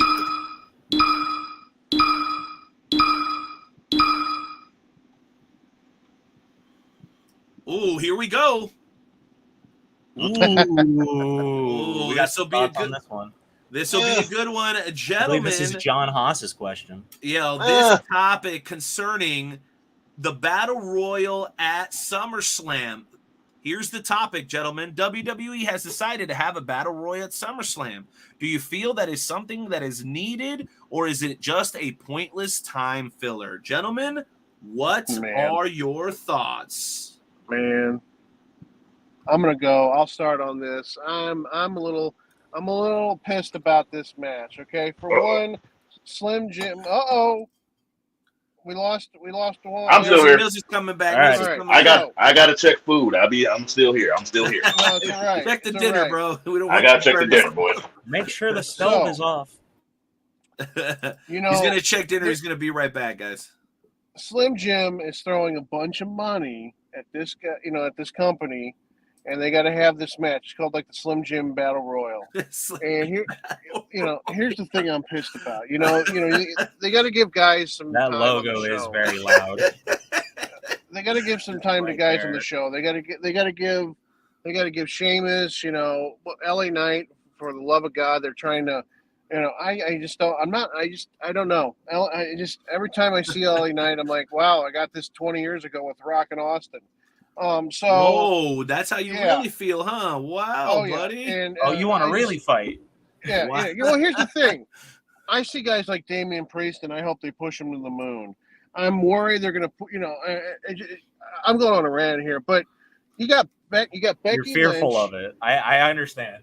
You got Becky Lynch. You got Trish Stratus, who've been in a feud. This is supposed to be a monumental feud because Trish Stratus has come back to the ring, but instead of having them have their match, they bump them so they can have this battle royal. And instead of having Rhea Ripley defend the title against Raquel Rodriguez, they bump them so they can have this battle royal. So I'm sorry. They faked the Raquel Rodriguez injury just this week so that they could facilitate it. Sponsorship money. It's just bullshit. I'm sorry, but I'd rather see the Man and Trish Stratus and Rhea Ripley, because you know that battle royal is going to go 15, 20 minutes. You know it. So I'm sorry. No, you're good, dude. But I wanted to. I thought that was that's a good solid 4. But Jay Wade, can I pitch this to you though? Since we're all in agreement that we think this is a time filler, let's play fantasy booker here real quick. What would you do to make the battle royal relevant? Like what would you add stipulation wise? Like who would you what kind of narrative do you think you could spin this out of? If we're having fun and we know it's a time waster, but something we could all hope for, what would you want to happen? Well, wait a minute. So to Jay, don't mean to cut you off. So to Jay Wade's effect, I don't like the sponsorships. Here we go. Me and Jay Wade kind of think alike. The corporate monster sponsorship throwing money bullshit. Because let's keep it. Match? No, dude, I was just about to say that. That's what was you there for that? Was you there for that, Night Owl? You was at my house watching. We were together, yeah. The first of all, I was already hot, so the match looked weird. But the whole Technicolor, moonlight, 70s, hippies, ladies, man, come on and let's go have a good time. That bullshit is what started the quick descent of Bray Wyatt. The sponsorship, throwing money, logos. Wasn't that don't you remember when Austin Theory came out and they had it wasn't his video, it wasn't on his brother. It was Beyblade. Toy commercial. So I don't like it, man. And again, I know they got to make money, but still, it takes away from what could really be relevant. So what? They're going to be throwing a bunch of Slim Jims, and is Macho Man Zombie going to come out and shit? Step into a Slim Jim and all that shit. Like, what are we really doing here? Yo, it better not be a zombie Macho Man. I swear to God, it better not be. Copyright and written by Dewan Mills, aka the CEO. You know they're always stealing ideas anyway, bro. Jay Lethal could pull it off. Tell me he couldn't. God! Here's an idea. Go ahead. And we did cut Jay Wade off, so we gotta let him get. Sorry about that, Jay Wade. No, but that was a good point, though. We love that energy. 3-hour podcast, bro. We gotta fill time. Yeah, and you also got in on the rant meter, so good for you, Dewan. That's the first. Thank you. Sonny Money is done pissing and moaning. So, and by the way, your wife won the. I don't know if you saw this, Sonny. Your wife won the Mankind Lunchbox. So tell Rachel that this will be delivered to her very, very soon. Not you, Sonny. I don't want to see you anywhere. Actually, I'm going to write it in the contract that you're not allowed within 6 feet of this thing. Okay. So look at it from. Good luck with that. Isn't that the second thing in feet he's not allowed to be near? Isn't the first the school zone? Talk about not being PC. Don't worry, he's gonna wrestle Rachel for it. Don't get it twisted. Wait, he says winner of the battle royal faces the winner of the main event. Oh, that's Mike. Sorry, that's you, Gabe. Winner of okay. What do you guys think about that idea? Jay Wade, I know we cut you off before. Go ahead. What do you think about this proposal there? It's just a shame. To make it any better or no? The women are getting shit on this pay-per-view. You got, Ronda Rousey versus Shayna Baszler. Who gives two? When it comes down to here's the thing. I'm excited about seeing Asuka and Charlotte and Bianca Belair in the triple threat. Of course. They should have Rhea Ripley on there defending that damn belt. They should have the send-off match between Trish Stratus and Becky Lynch. Mm-hmm. And I don't give a damn about the Shayna Baszler Ronda Rousey match. I don't know why, but they're just not. it's just not doing anything for me. And instead of having 2 women's matches that could probably steal the show, they're putting in a filler battle royal so they could give LA Knight a spot. I'm sorry, but it boggles my mind because I just can't. I don't know why they're back. I just don't get it. I don't know what the hell the creative's doing. But last year, you got to remember, Sorry, I'm talking up in here. Drew McIntyre and Seth Rollins didn't have a spot on the card, so I don't know what the hell the creative is thinking nowadays. Well, you did bring him up, so that gives us a reason to play this again. Dummy. Yeah. Yeah. Yeah. Yeah. Dummy. Yeah. Yeah. That's the new drop, guys. That's the new drop. Yeah, you know who else did that? Impressive. You know who else did that? Austin, when he would go, "Give me a hell." Yeah. So what? Oh, LA Knight. That's so original. Yeah. Oh, yeah. Oh Lord. We just give Jay Wade the mic and let him talk about LA Knight for 10 minutes. That'd be great.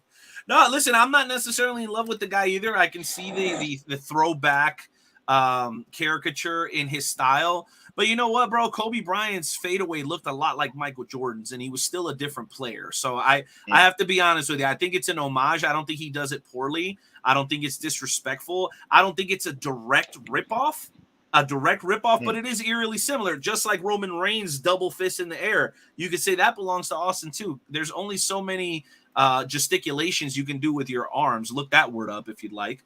But I don't know, Jay Wade, like CM Punk's not my guy. Maybe Eli Drake, LA Knight isn't your guy, but damn, you got to admit the guy is over.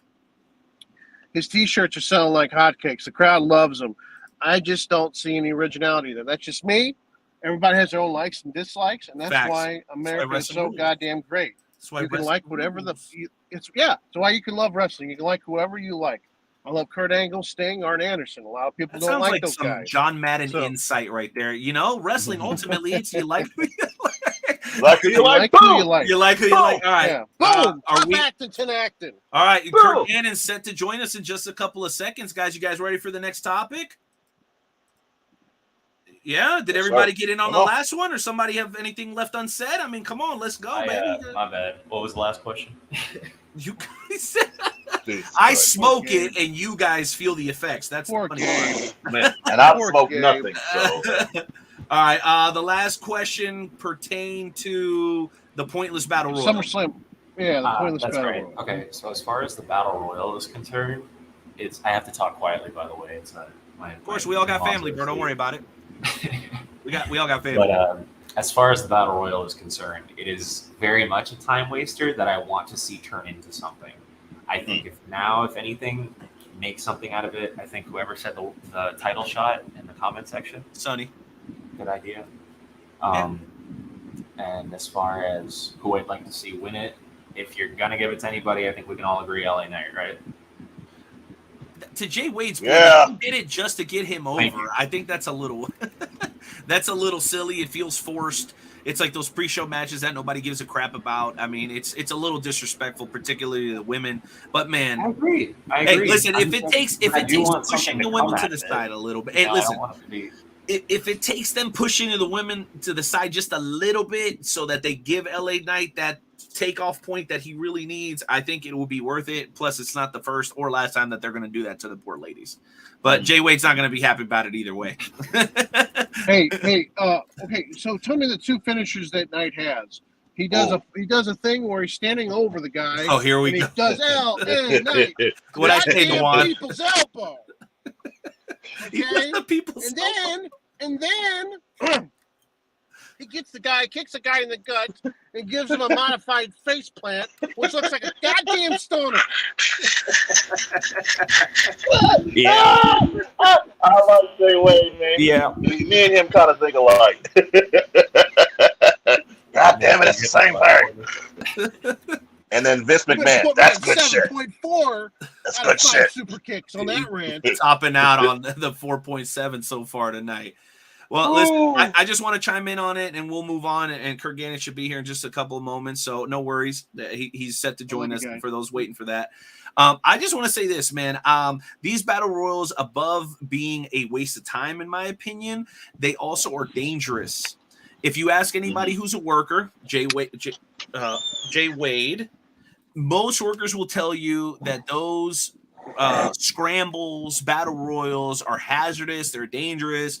Guys are twisting their ankles, tripping over each other. It's hard to work. It's hard to get anything in. It can tend to kind of be a little bit of a mess.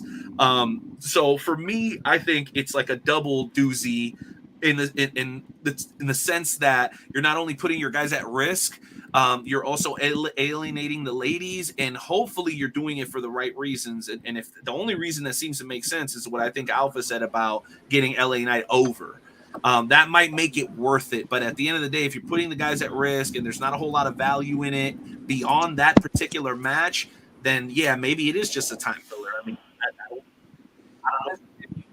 know. But it's justified needs now that you're mentioning the risk of the battle royal in itself, and the fact that Jay Wade, everything you're saying about the women's not being featured is frustrating, because as somebody who wants Rhea to be a dominant champion and wants 20-minute matches, that takes away from that. Yeah, absolutely. And I think we're going to be getting our guy CEO Mills back in just a second. I think he was just repositioning. We know what we're going to do, fellas. And I did just get a message from Curt Gannon. Yes. He's linking up right now. This is going to be good.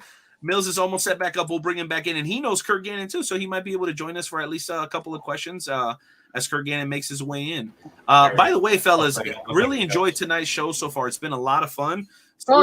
Yeah, switching from beer to coffee is not as bad as I thought it was going to be. Water. Drinking champion. No doubt about it. There he is. He's back, baby. Yeah. All right, guys. Let's go ahead and jump into the next one, man. I cannot wait and see what is coming up next for us. Randomizer, you know what to do. Please be my question. All right, what is going to be up next, as we are going to be joined by Curt Gannon in a matter of moments, ladies and gentlemen. Ooh, interesting topic, ladies and gentlemen. We were, talking about the women just a few minutes ago in professional wrestling. Here's another top name for you. Question is, Jade Cargill reportedly done with AEW. If so, where do you think she could or should go from here? Gentlemen, who wants to take this one first? Stay the hell away from WWE at all costs. Sorry. Why do you say Sorry. that? Why do you say that? Because we already have Black Girl Magic in WWE. Sorry. I apologize. I mean, I'm not trying to be funny by no means, but and God knows I'm not trying to get too political and too into that realm. But if you already had it, okay, it's kind of like we have Patrick Mahomes, all right? Then we bring in, I don't know, some other random ass quarterback at almost the same level as Patrick. So like Aaron Rodgers, it's like bringing Aaron Rodgers. Yeah. Whoa. No, we already have somebody there. Wait. You know what I'm saying? Are you really making the comparison that Jade Cargill's even in the same league as Bianca Belair as a wrestler? I would say Jade Cargill is a better worker than Bianca Belair. I'm sorry. I'm just gonna keep it a buck. Juan, why would you say that? I'm sorry. I gotta be a controversial kind of guy. I hate to say it, but hell yeah. I mean, how long was she the face? How long was she the face of women's wrestling in AEW? Who looked better? Who worked better? I'm sorry.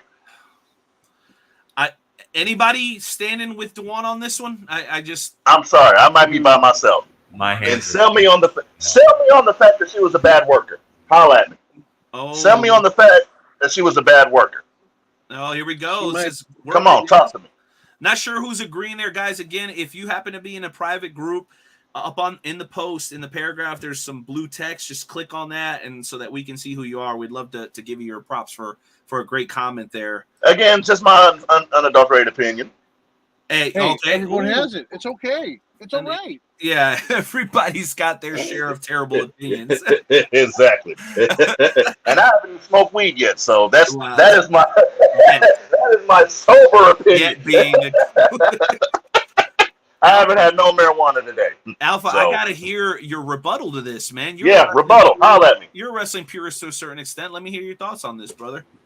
I mean, it's not so much a rebuttal in the sense that I disagree with what Duan said, because Okay. she is a fantastic worker. It's like clearly AEW put some faith in her to carry it, and she did it. Like whether or not people want to acknowledge that, she did. It's a pretty viable reign. That's a long amount of time. Not everybody can do that, and she didn't get hurt. That's another important thing. Very which true. is important in wrestling, because if you got somebody who's safe and can be consistent, you got a Miz situation where people have to acknowledge he's a good worker, a safe worker, and he gets shit done and shows up to work. Yeah, like Ziggler for so many years too. Exactly. Another one of those guys. And I think Cargill does have that potential as far as her career. I don't know if she goes for full-blown main roster WWE spot, but I definitely think NXT. I definitely consider it. Why are you so adamant to one that she not go to the E though? I hate to now that Alpha mentioned it. What do you think is the harm? I don't know. It's you already know. She don't fit. I don't know. It's a bad taste in my mouth when it comes to guys who come from different promotions and go to NXT or WWE or whatever. Cowboy James Storm, good example. Bobby Roode. Bobby Roode, good example. But then you have throw another one out. Then you got the AJs that are like the opposite side of The that. AJ was special though. AJ, I don't know. AJ had a little bit more charisma, dog. I'm gonna keep it 100. AJ had a whole lot more charisma than Bobby Roode and doggone James Storm. Hold on, what? Rollins and Ambrose. That's they were Ring of Honor and CZW. That's man. very true. Yeah. Brian Danielson, technically speaking, you want to get technical. Brian Danielson, Ring of Honor. I just honestly believe that she would want a whole lot. She does, because if she goes to WWE, they're going to change her name, they're going to change her character, they're going to do all kind of bunch of wild shit. You know what I'm saying? And I think she wants to stay true to herself. You dig what I'm saying? There are a few wrestlers in WWE that still kind of do their own thing as it relates to whether it was from their indie days or another promotion. I really think if she goes there, they're just going to switch everything up. I don't think she'll still be the same Jade Cargill in WWE or NXT that she was in AEW. That's just my personal opinion. And Jade Cargill whipped ass. Don't you think that doesn't limit her creatively, though? Like, shouldn't we challenge her to try and fit the WWE style even if she fucks up? Like, sorry to say the F word. It's not, I don't know. It's not that. It's just, I don't know. Who you are. Hey, Gannon in 2 minutes, guys. Just Gannon in 2 minutes. Who you are, it's your selling point. Yes, let's go back to the hated LA Knight. Yeah, he might be a ripoff of Stone Cold and The Rock, but that's his gimmick and it's working for him. So if you check, great example, he was some shitty ass Max Dupree, Maximum Male Models, bullshit, whatever the hell that was. Trash. And that didn't get over. So now they gave the gimmick to a girl. They gave it to Maxine. Right. Now. It's working. It's working. You dig what I'm saying? So if she can't be Jade Cargill, then I would say don't go to. If she can't be that, if she can't go into WWE as that, I'd say stay far away. Because they're going to change the gimmick and they're going to just do something crazy. That's just my opinion. Jay Wade chime in. I'm done. I got to take on my ticket. Let Jay Wade chime in. I just want to say this because Gannon's going to be joining us in about a minute. Yeah.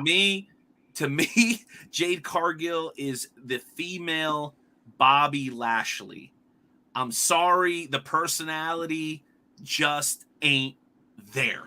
But Bobby's effective though. Yes, but he needs an MVP to be at his peak.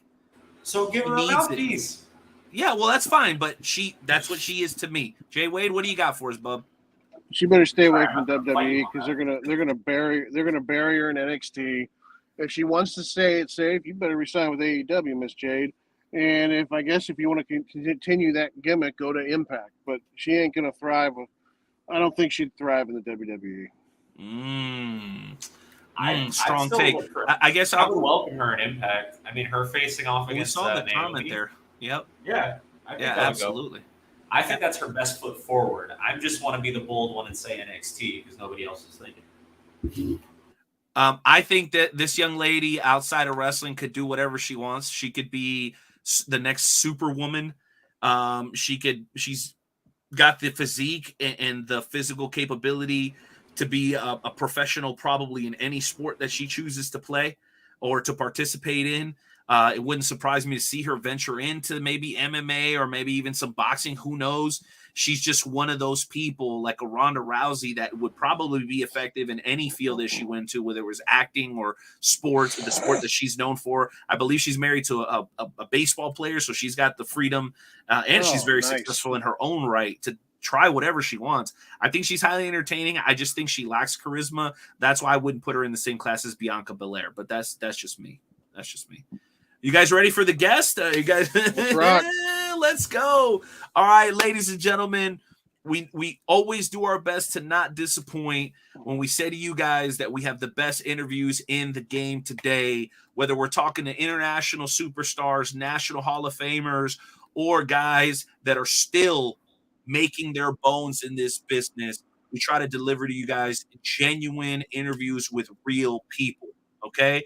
So when you talk about real, when you talk about authentic, there are guys that live it, breathe it, shit it, and eat it. And without a doubt, this next guest is one of those men. He was with us here on the show in the early years of the Wrestle Talk podcast before this was ever on video, when this was just an audio recording that people would go back and listen to. Curt Gannon was there. He is a multi-time champion. He is the Suplex Cyclone. Ladies and gentlemen, it is my honor and my pleasure to welcome back on the Wrestle Talk podcast a man that destroys everything and everyone that steps foot in front of him. The one, the only, Curt Gannon.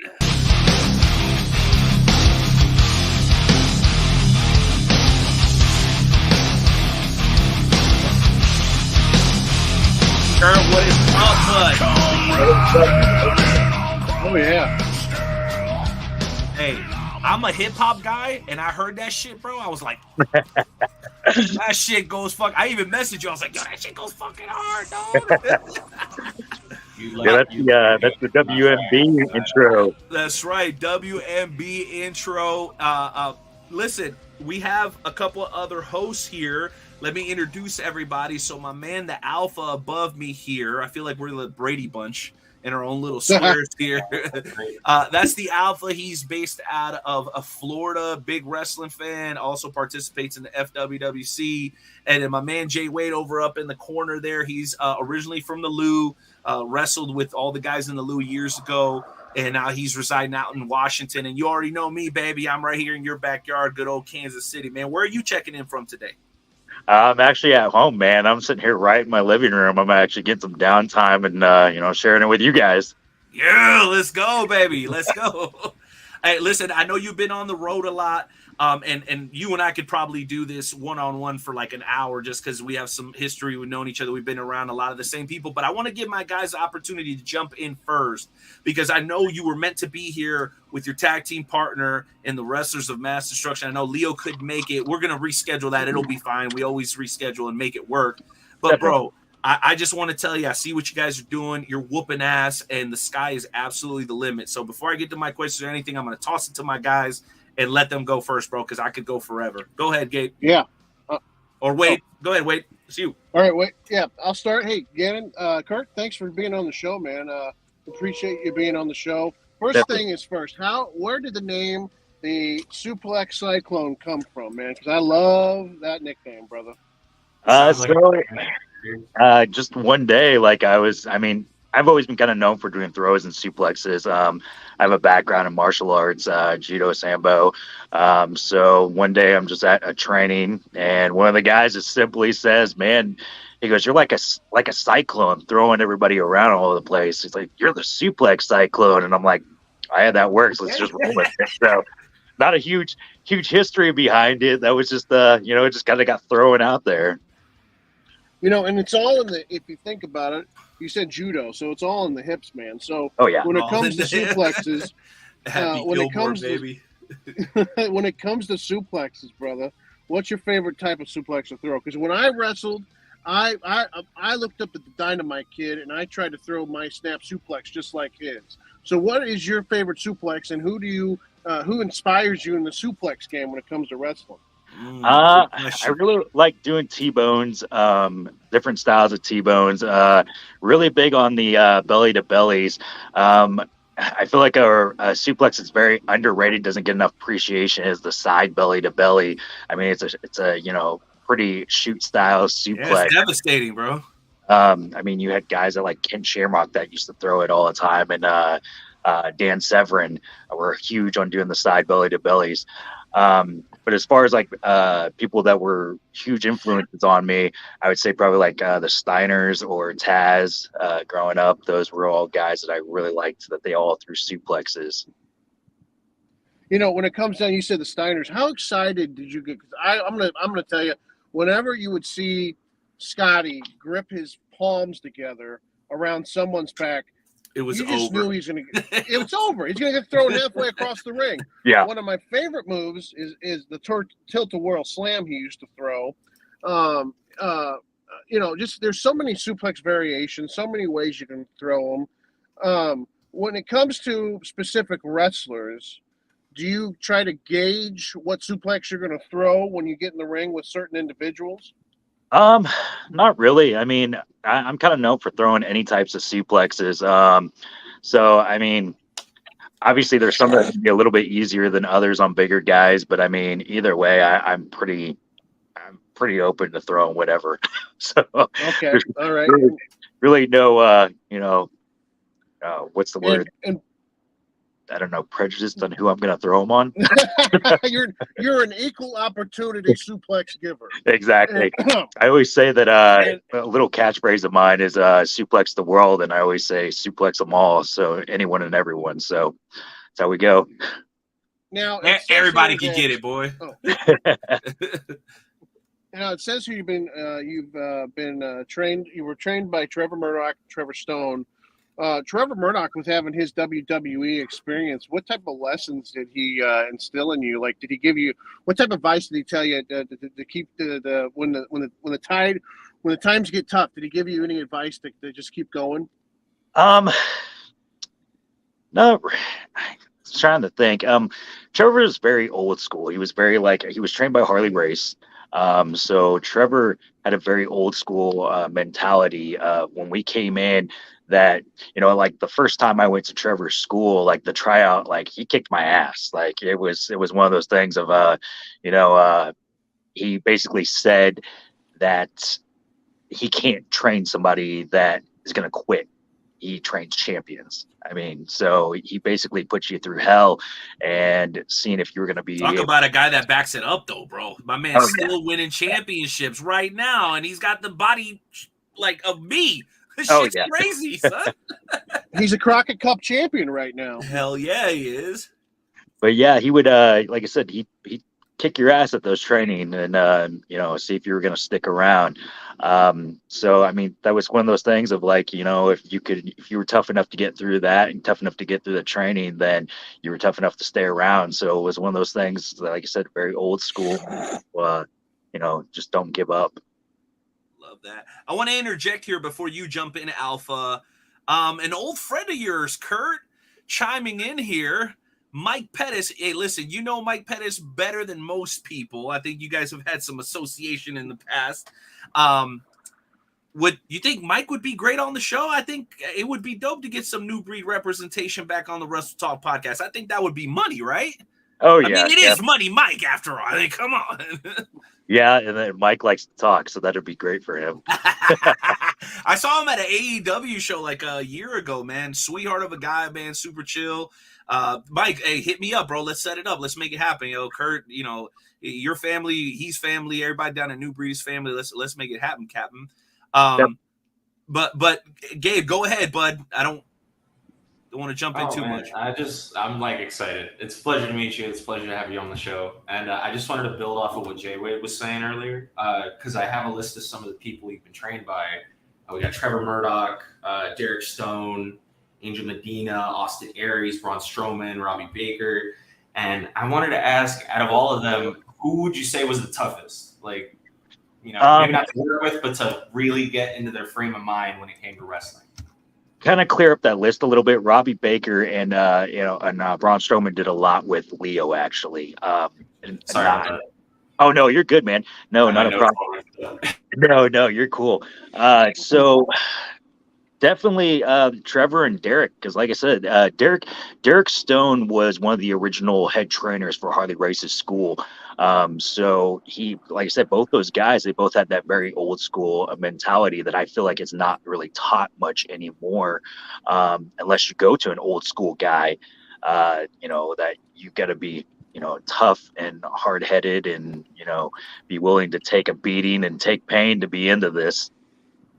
It's a very few and far between, but it's kind of like the diamonds of wrestling. They got to take the most pictures, but the results are amazing. Really, I wanted to add to playing a little word association, because I know you have interest in joining the Crockett Cup.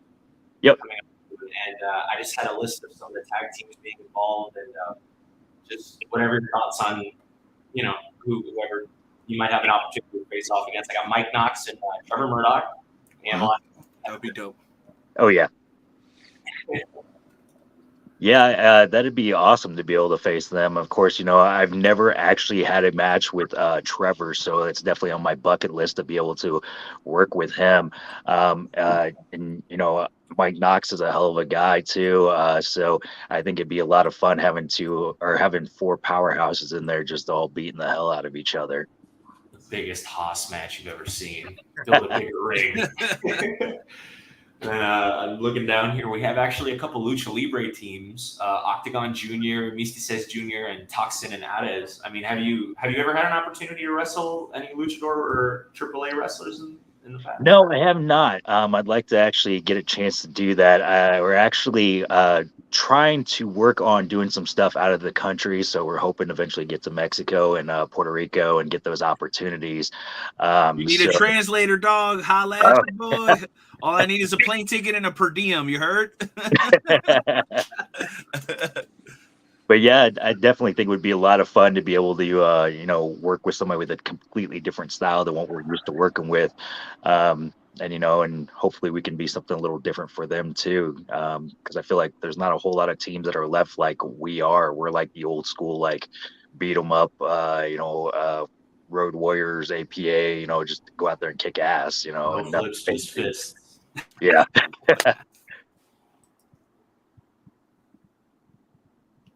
Yeah, there we go. And another one that I want to mention, the NWA World Tag Team Champions, La Rebellion. Would the NWA tag teams be something that WMD might be able to? Damn, them titles are pretty, bro. They're pretty. That's huge. Yeah, that's a huge goal for us. I mean, in my opinion, the NWA Tag Team Championships are probably the most prestigious tag team titles still in the business today. So, like, everybody that you can think of, big tag teams have held those titles. So to be able to etch our names in the history that we held those titles would be amazing. And I think we could have a killer match with La Rebellion. I honestly think it'd be definitely worth the time and money to watch. I definitely would love to see that match, and I'm looking forward to that, honestly, because now that I know about you, I want to keep you on my radar and see if I can opportunity, because I'm branching out in wrestling. I've been recently watching a lot of old All Japan Pro Wrestling matches and Michinoku Pro, and earlier in the podcast I mentioned I'm trying to support my local league, so I'm watching ALW this coming 27th, so hoping to. But I'd like to keep you guys out on my radar because I'm really curious. I heard you're going to be having a match at Buzzsaw Championship Wrestling for the tag titles?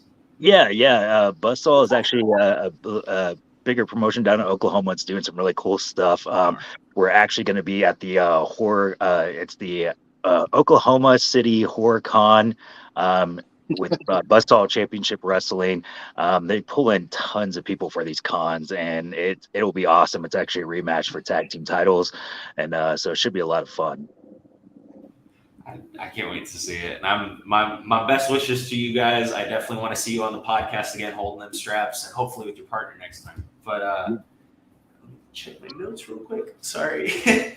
By the way, while you check your notes, I want to say, guys, be like Alpha. The fact that he's willing to explore and check out new stuff, and that's why I always love doing the show, Curt, and to you, Jay Wade, as well. Like every week we have somebody new, so I have to learn about somebody new, watch something new, watch new video, get a new bio and all this. So to me, it's a treat because it's like I'm subscribed to this pro wrestling magazine. Like I get to learn about somebody new, or if it's somebody I know, I get to learn something new about them. So it's kind of dope. It's like a subscription. It's kind of dope. Yeah, absolutely. Me and Night Owl actually made a game out of it. I sent him a match, and then he sent me a match, and we try to outdo each other with. You're winning right now. I'm up next. But I think I was that was all I had written down for my notes. So I think I want to throw it to you, Night Owl. But it was a pleasure man. To talk to you, Curt. I thought you were killing it. Can you tell my guys do it? Can you tell my guys do their prep, bro? These guys came. Oh yeah. You know what I'm saying? I was like, I gotta show up. When I knew that Night Owl was, I was like, I gotta show up. Jay Wade's gonna be here. Gotta look the part. I'm 25. Gotta get my business suit on for wrestling time. There you go. That's the way it should be. All right. Well, for me, I'm going to start off with something right off jump. So, bro, you are a legitimate martial artist, somebody who can whoop ass in real life. Your tag team partner, Leo, is a military guy who can whoop ass in real life. How hard is it sometimes, and I know you're a straight professional, to draw the line because unlike a lot of wrestlers, you're like a great shoot fighter as well. So do you find that coming in handy a lot of the times, or sometimes are you tempted, you're like, I could really beat the shit out of this dude right now? Where do you draw that line, bro? I'm curious because you're a legit ass kicker. I know you've worked as a bouncer in the past and shit like that. So you got to have a lot of self-control, great power, great responsibility, that old deal. So how do you balance that, man? And have you found yourself in any awkward situations because of it? I mean, yeah, like you said, I'm pretty professional when it comes to a lot of stuff. But there's been a couple of times that, there's been some things that have happened that are questionable that, have to throw in a little knee or, a good shot here and there. Even had to, shoot those suplexes a little bit more, than normal. So, I mean, I do have a lot of self-control. I mean, so it's not, a big issue or anything. So, but yeah, there are times that it does call for, I'm going to probably have to clock somebody. So, but it's very rare. Let's hope it's not a fan. Yeah. Let's hope it's not a fan. Yeah. Like I said, it's very rare that it happens. And I don't know, like, maybe some of these guys too, they're like, man, these guys could legit wreck us in real life. So let's not fuck with them. Yeah, cross them. That's probably a good idea. Jay Wade, back in your in-ring days, I got to ask this question, bro. Were you ever tempted to throw somebody around when they were being disrespectful? Because I know you're kind of a legit ass kicker in your own right, bro. Did you ever find yourself in that situation, whether it was with a fan or another worker? You're like, bro, I could like break you in half, right? Don't fuck with me right now. So here's the thing, like Curt, I did martial arts when I was younger. I did taekwondo and jiu-jitsu for a while. And, the discipline that I got from that was that, I trained just because in case I was out with my wife, I could defend her if I had to. Like I never did it, like Curt, I didn't train in it to have a chip on my shoulder, to start stuff when you're out. You use it when the least, you have to. But in wrestling, there was a couple times, pardon me, especially up in Chicago, I did a couple luchador shows, and they would throw me these battle royals that I would, be grateful and I would win. But I'd be in there with some guys who were dreaded scramble match. Well, I was like the only, it was all luchadors and me, and I was to go over because I was the biggest guy in the ring, and they would tell one luchador, hey, you're going to go ahead and you're winning. Like they would tell these rookies. And a couple times I had this one kid wrenching my knee and saying that, hey, you need to go over. I go, buddy, I've already been told, I've already been paid. I'm going over in this match. And I've, a couple times I've had to clap, the ears to get their attention. And, that'll, I don't want to do it, but that'll wake your equilibrium up. And so, I've had to do it a couple times. I was never happy doing it because I don't like, I want to be a competitor. I don't want to be a bully, violent person. and it took me out of my comfortability, my comfort zone, and made me, like afterwards regret what I did. But at the same time too, you're the biggest guy in the ring, and you can't let the promoter see you being, Pushed around. taken advantage. Yeah, being taken advantage of. And I'm sure Curt understands where I'm coming from. Oh yeah, yeah. And I got the same mentality as I don't try to use it unless I absolutely have to use it. But I feel like it is good to have a background in something, because even in wrestling, there's a lot of testosterone flying around. So there's still Oh, a lot of God. guys, a lot of guys that have got a little bit of a chip on their shoulder and stuff. And every now and then you'll come across those guys that try to take advantage of that. And we getting a Yeah, no, go ahead. Finish your sentence, and I'll lead into this. Go ahead, bro. Go ahead. Finish your sentence, and I'll lead into this. Yeah, like I said, you get some guys that have some chips on their shoulders, and every now and then, like I said, they try to take advantage of certain situations or make you look bad, especially if you're, shown, you're portrayed to be this big badass. You'll get these guys that'll try to make you kind of look like a bitch, and you kind of let that slide, bro. you can't let that happen. So hell no, little homie. Well, speaking of throwing shit around and not letting stuff happen, I want to play a little clip here because I think you and I both have an affinity for both these guys.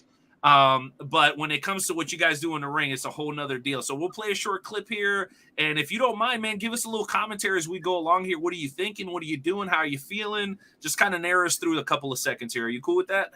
Yeah. Let's do it. I'm ready. This looks funny. So this was a trailblazer, Deacon's managing Rocco the Barbarian. Deacon's a big man. Deacon's pushing close to 400 pounds. Like he's a big boy. It's like Big Bubba Rogers. Yeah, but he's a big old boy. So right, you and Rocco, Barbarian, baby. Here it is. Urban here. Oh, daddy! Oh my God! Wow! All right, talk to us about that. We'll go back just briefly here because it's such a beautiful thing. Shout out to the production folks over See at if you can Trailblazers. slow that down. Kicking ass, baby. You know how to slow the footage down, Night Owl? There was slow right there, baby. Yeah, and I actually want to say the Aaron Morris Media does all the production stuff for Trailblazer, and she's awesome. So if anybody needs anything done, definitely hit her up. She's great at what she does. Obviously, you can see. Yeah, no doubt about it, man. Looks absolutely incredible, great quality. But not only just the video and the production, but the stuff going on in the ring's pretty badass too. Here we go. Ooh, fireman's carry. Oh, I love that suplex the world on the. Oh no, the old chop block. Whole time working the knee. Oh, so this was the final straw. Deacon interfering in the match. He'd been doing it the whole damn match. Oh, setting up for trouble, man. Don't worry about me. There it is. Boom. Oh, that was perfect. You got him over. You made that look easy. Wait. 400 pounds, bro. You can't go to the gym and be like, oh, I'm gonna go lift dude, how do you prepare to lift 400 pounds? What was going through your mind? That's crazy, dude. And I'm like, the only thing, like, when I get those big boys in there, I have one thing in my head. I'm like, I'm gonna suplex this guy over, or he's gonna land on me and crush my skull. So he's going over. I'm not dying today. It's all or nothing on this suplex. Wow, it almost feels like life and death sometimes out there, man. That's crazy, but it's just truly spectacular, bro, to see you still doing your thing. And I didn't want to drag the interview down by bringing up too much about the injury that you went through, but we got to touch on it, dude. Everybody's got their story. Everybody's writing a new page in their book every single day. I think what you did to get yourself back to where you are now with your partner in the Wrestlers of Mass Destruction is a story all on its own, bro. The rest of your career aside, talk to us a little bit about what growth, not just physically as you were recuperating, you went through, but like mentally and spiritually, bro, because your injury has caused a lot of people to retire and never come back. especially people that don't have a ton of money to get themselves right again. It's not just the surgery, it's also the physical therapy and eating right and doing all these things. It's not, I know it's not a cheap thing either. Talk to us about how that plays into your story, man, because I know it's a big part of it now that you've gone through it all. Yeah, definitely. I mean, if Renee, you've kind of followed in like what I've been doing and stuff. And like right when it happened, it was like one of the worst times it could have possibly happened. Like I just got off of doing tons of stuff with Control Your Narrative. I just showed up at NWA with Leo and EC3 and a few of the other CYN guys. Was out there, showed up for their biggest pay-per-view of the year last year at NWA 74. And everything was going great. I was riding high, and then I go and have a match. I think it was a couple of weeks after showing up at NWA. I was supposed to be going back. I was supposed to be going back to NWA 3, but a couple of weeks after, I was mid-match. Had a guy go jump off the top rope, nothing out of the ordinary. Went to go catch him, and next thing you know, when I caught him, my arm popped, and instantly knew something was wrong. But me being stubborn, like I went and slammed him, picked him up and slammed him anyways. And then after I did, let me do it again. Yeah. So afterwards, I'm sitting there like, man, I know something is not good. I'm like, my arm is done. There's no way. So we finished the match, and then come to find out, I had to drive 4 hours home. So I had ice in my lap, or my arm and ice in my lap as I'm driving home. And then I go to the hospital next day, come to find out I tore the tendon in my forearm that connects to the bicep that basically makes your bicep flex. I don't know if you can see that scar right there at all. Let me do this. This will help. Yeah, so you can there it is. See it a little bit, but they had to go in and have surgery on that and basically reattach it. That was in September. So I had to have surgery. I was out for, I think, about beginning of January, before they cleared me to come back. And then I had to go through rehab and everything again. And to tell you that being out for that amount of time and not doing this, not being able to go to the gym, not being able to do martial arts, nothing, was severely depressing. Like I can't begin to tell you. But the only thing I had in my mind is I'm like, I've got a taste of what it's like to be at the top, to do big things, and I'm gonna get through this. I'm gonna get back in shape, and then I'm gonna come back and kick ass, better than ever. So I just had that mentality kind of get me through that. And it was really bad timing too, not just because of NWA, but me and Leo had just started doing the tag team. We literally did our first match. And we were getting our singlets ordered, to like matching singlets and all kinds of stuff to kind of go, get this tag team off the ground. And then I get hurt. So obviously that was on hold. I just had it in my mentality, or had the mentality of, hey, I'm going to push myself to get through this, get back, get healthy. And here we are. So we're hitting the ground running, and, to add to what you just said. So I feel like you guys haven't really lost any momentum. I mean, Gabe was just talking about your booking coming up. I mean, you guys have been busy. Weekend. So it's weird, bro. You're gone for all this time. We haven't, but I don't think you lost any momentum. Have you noticed that? It's not it doesn't feel like you're starting all over again, right? Kind of and kind of not. I feel like the problem is with wrestling, it sucks because injuries are a wrestler's worst enemy. When you get an injury, it's, even though people still remember you, you're put on the back burner until it's time for you to come back. It's the weirdest thing. And then when it's time to come back, you still got to build yourself back up again. It took me a minute to really start getting all my bookings set up again, and getting things running. So in a way, I kind of had to start over. It just wasn't as long of a process as they say, starting in the beginning, the first 6 years. Yeah. Gotcha.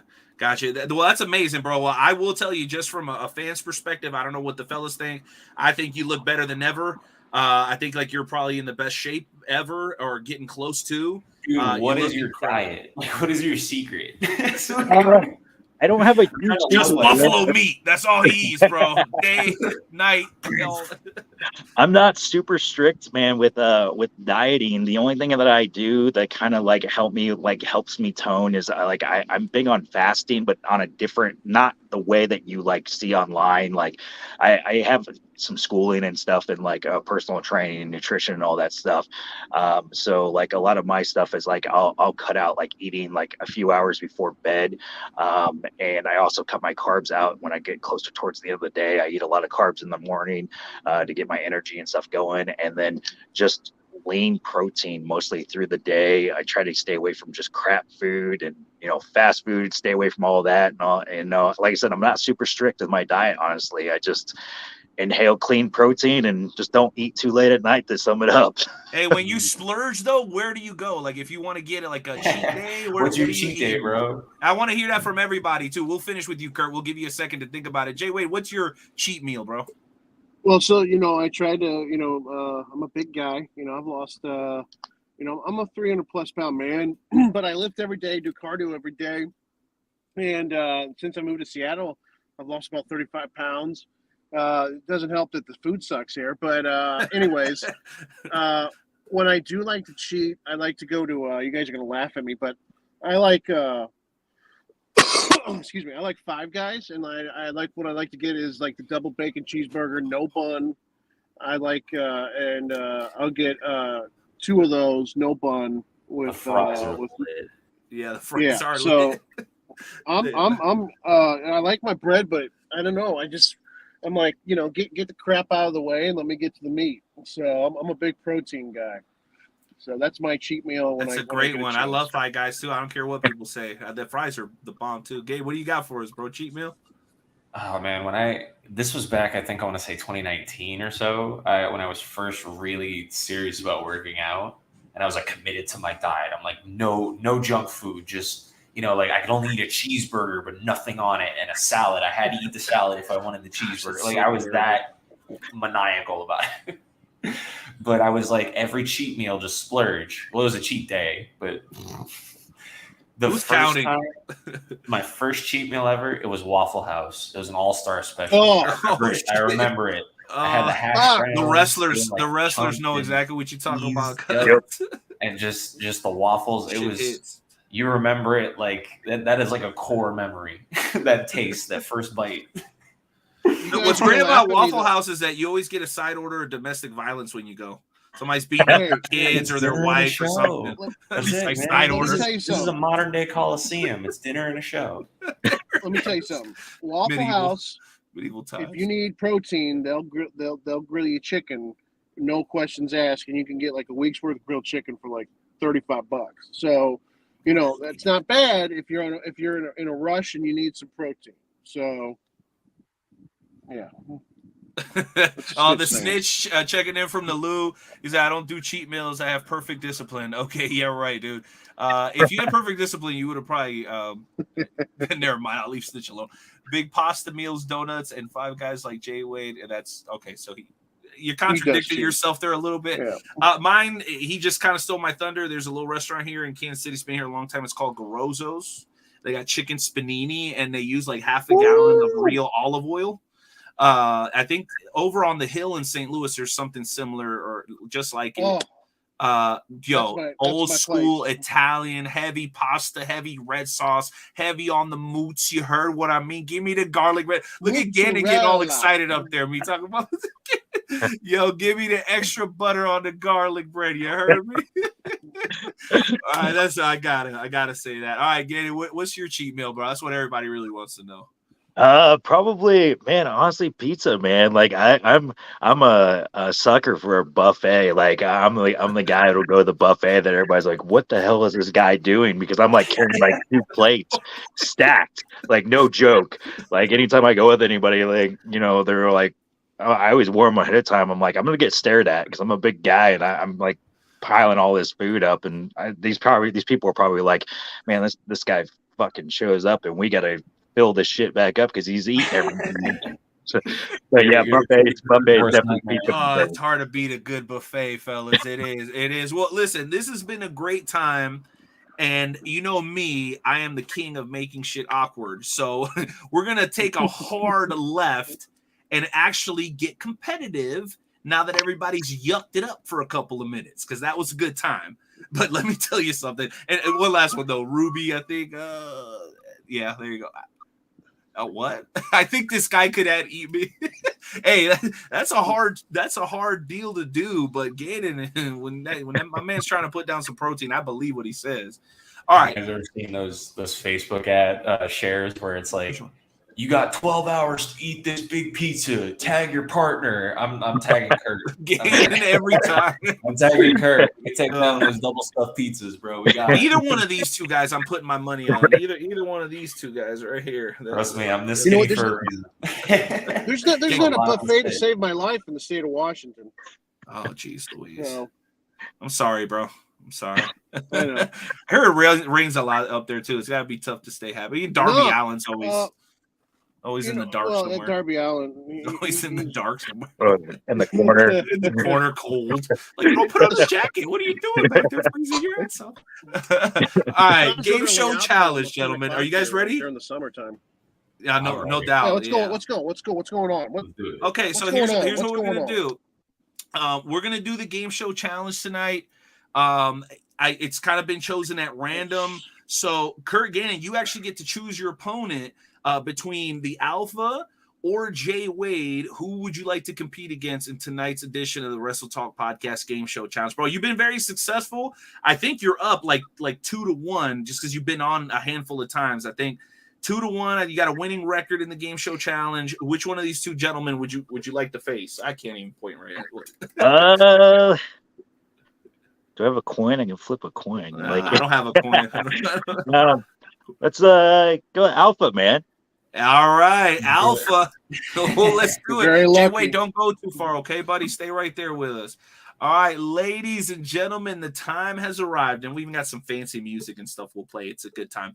But tonight's edition of the Wrestle Talk Podcast Game Show Challenge, my friends, will feature our very own, the FWWC's very own, the Alpha Gabriel Serrano, currently representing the beautiful state of Florida.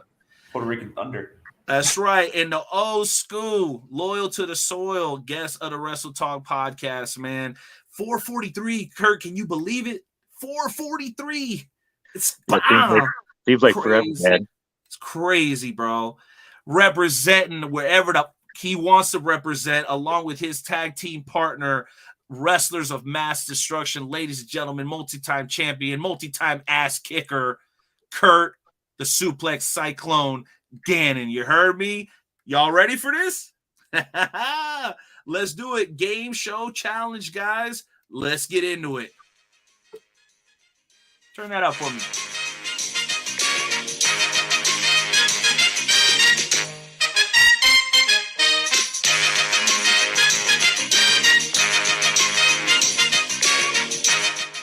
All right, let's get centered. Everybody get centered. We're going to bring everybody up close in case it's, like this. We know who said it first. Curt, you've played this before. Gabe, you've played this before. But for those tuning in for the first time, allow me to explain how this is going to work. During this week's installment of the Wrestle Talk Podcast Game Show Challenge, we're going to have a best 2 out of 3 falls trivia contest between, again, Curt Gannon and the Alpha Gabriel Serrano.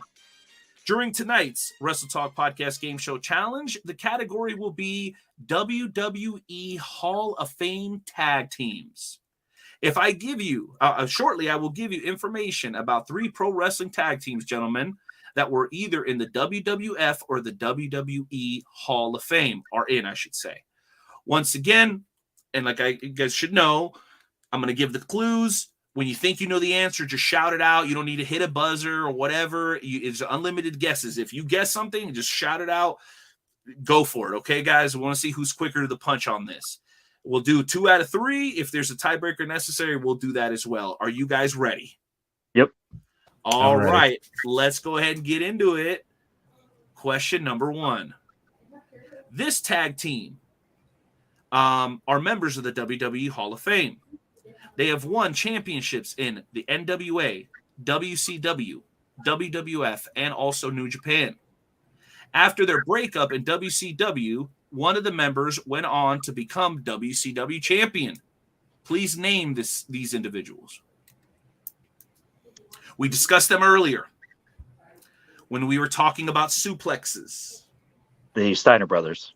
The Steiner brothers is correct. Curt Gannon, you are up Should've known 1-0 against Gabriel Serrano. Question number 2. This tag team is also a member of the WWE Hall of Fame. They won championships in the NWA and Smoky Mountain Wrestling. Currently, you can see one member of this team at his pro wrestling school in Tennessee. Rock and Roll Express. Rock and Roll Express is correct. Curt Gannon. I waved the flag of defeat, Curt. Dude, that is crazy. Oh, man, I feel like shots fired in here, y'all. Shots fired. If I'm going to lose to anybody, I'm glad it's the suplex cycle. Okay, Like, you if I'm know gonna what? lose to anybody, well, because then I can say I lost to Curt Gannon. How many people can say that? Not many. Well, actually, I've lost to him too, so I can. All right. Question Then you number know 3. it's an honor. Let's see if he can complete the sweep here. All right. This tag team is also a member of the WWE Hall of Fame. They won their championships in Mid-South, Stampede, WWC, and WWF. This tag team is also directly linked to the Samoan dynasty. Please Usos? name them. The Oh, Usos okay. is incorrect. Remember, Mid-South, Stampede, WWC, or Head WCW. Samoans. The Wild Samoans is correct. Ladies and gentlemen, we officially have a sweep. I can't believe I said the Usos. Somebody can take my wrestling card now. Somebody take his wrestling card. He said the Usos wrestled where? In Mid-South, WCW, and Stampede Wrestling. Y'all don't remember those matches? They were classic. Hey, bro. Hey, listen, it's hard when you're doing it live, bro. You're up against it. There's pressure. People are watching. You're going against the suplex cyclone. You never know when Leo Fox is going to show up and freaking hit you with the clothesline of death, bro. You never know. You got to stay on your toes, my The man. wheel's spinning, but the hamster's dead. Yeah. Hey, man, I look at it this way too. Like if I ended up losing that, I was like, I should not even be a tag team. I better know my tag team history. Hey, Curt did have a little bit more pressure on than you because he is actually a legitimate tag team wrestler. Well, you know what, bro? On the contrary, that adds validity, bro. People now see that you're not playing about this tag team shit. You were buying the singlets before your injury. You never lost that drive. You and Leo are going to get after it. And again, sorry guys, you were expecting to see Leo Fox. We're going to get that worked out. Hopefully he'll be able to arrange to come back and speak with us because a lot of people haven't heard his story. He's a pretty incredible guy. Otherwise, I know you wouldn't be rocking with him, right, Curt? I mean, oh yeah. Leo's definitely a good dude, and he's got a great background story, and he's got a lot to talk about. yeah, and a lot of asses to whoop alongside you, sir. Long you not only whooping ass in the ring, you're also whooping on the challenge here tonight. Round of applause, man, for yourself and everybody. Come on, man. We gotta give my man some love, dude. An awesome time here tonight. We're gonna go ahead and let everybody close out their night. We know it's getting a little late. Curt, before you go, do us a favor. 2 things, man. How can people follow you on the social, watch your videos, and where can they most importantly see you do your thing next? So as far as social media, I've got a Facebook page. You can follow my personal page on there. I say you can add me, but I've got so many ads popping up, friends and stuff that I don't always see them. So you can try to add me, and I can't promise that I will see it. It's not against you or against anybody, but at least send me a follow, or you can go to my like page and follow me on there.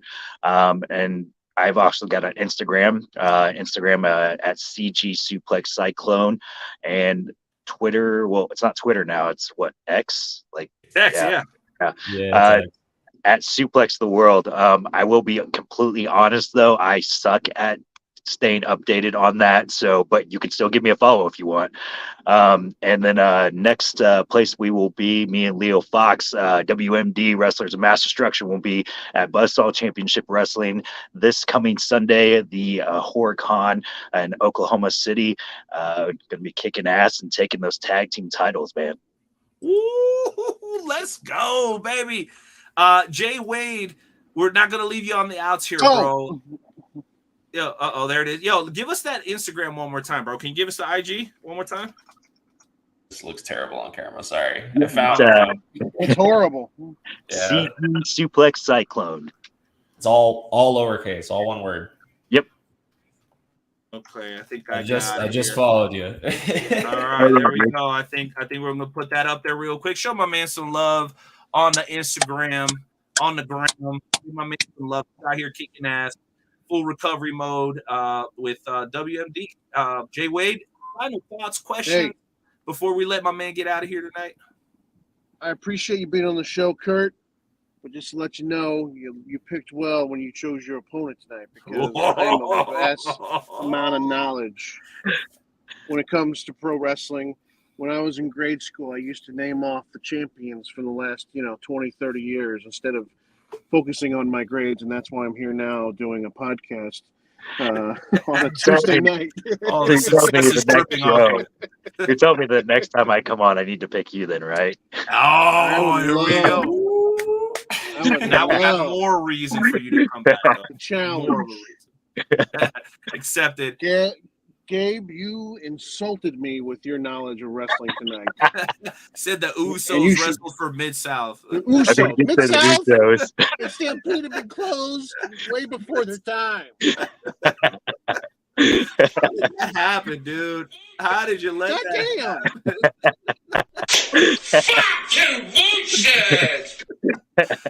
Ladies and gentlemen, he is the Suplex Cyclone, Curt Gannon. Go follow him, bro. Thank you for being here. Have a good night, all right? Thank you, guys. Thanks for having me on. Peace, cuz. Peace out, man. Yo. Bro, that was so much fun. Man, what an incredible show, man. You can be successful and humble at the same time. I think Curt proves that, right, guys? You can do both. It's okay. That, man. Yeah, and be a badass too, and be able to shoot, fight, and shit like that. So, this is Sambo. Freaking kickboxing. Crazy. Yeah, listen, you're actually Zangief. That's insanity. No, that is insanity. And you know what else is insanity? That there were quite a few high spots topics that we didn't get to. I'm just gonna pop them up here very briefly, just so you guys can see. We can save them for the next show. Yeah, maybe. Well, maybe something else will be relevant for the next show, and we can just kind of have a discussion on the social about some of these topics, because we're getting into some New Japan. I know this is mine. This is the one. The Alpha is trying to help us expand our horizons a little bit. So just know, whether it's next week or on the social or whatever, we're going to keep having conversations about professional wrestling, because that's what the Wrestle Talk podcast is all about. I just want to thank everybody for participating in today's show. My co-hosts here that absolutely rocked. Love you guys. Beginning to end. I think the show was super engaging and fun, and I can't wait to do it again. I think we're back next Tuesday, right, guys? 7 o'clock. For sure. Central time. That's right. 8 o'clock. 5 o'clock on the West Coast. 5 o'clock on the West Side. You heard? Yeah. Gentlemen, be blessed and be well. Okay. It was fun tonight, guys. I'm glad we got to do the show, because it's a good crew here tonight. Yeah, let's absolutely do it again, gentlemen. You brought up Vinny Guerrero. It's all your fault, bro. You had to do it. FWW City Night this Thursday. Peace. Peace.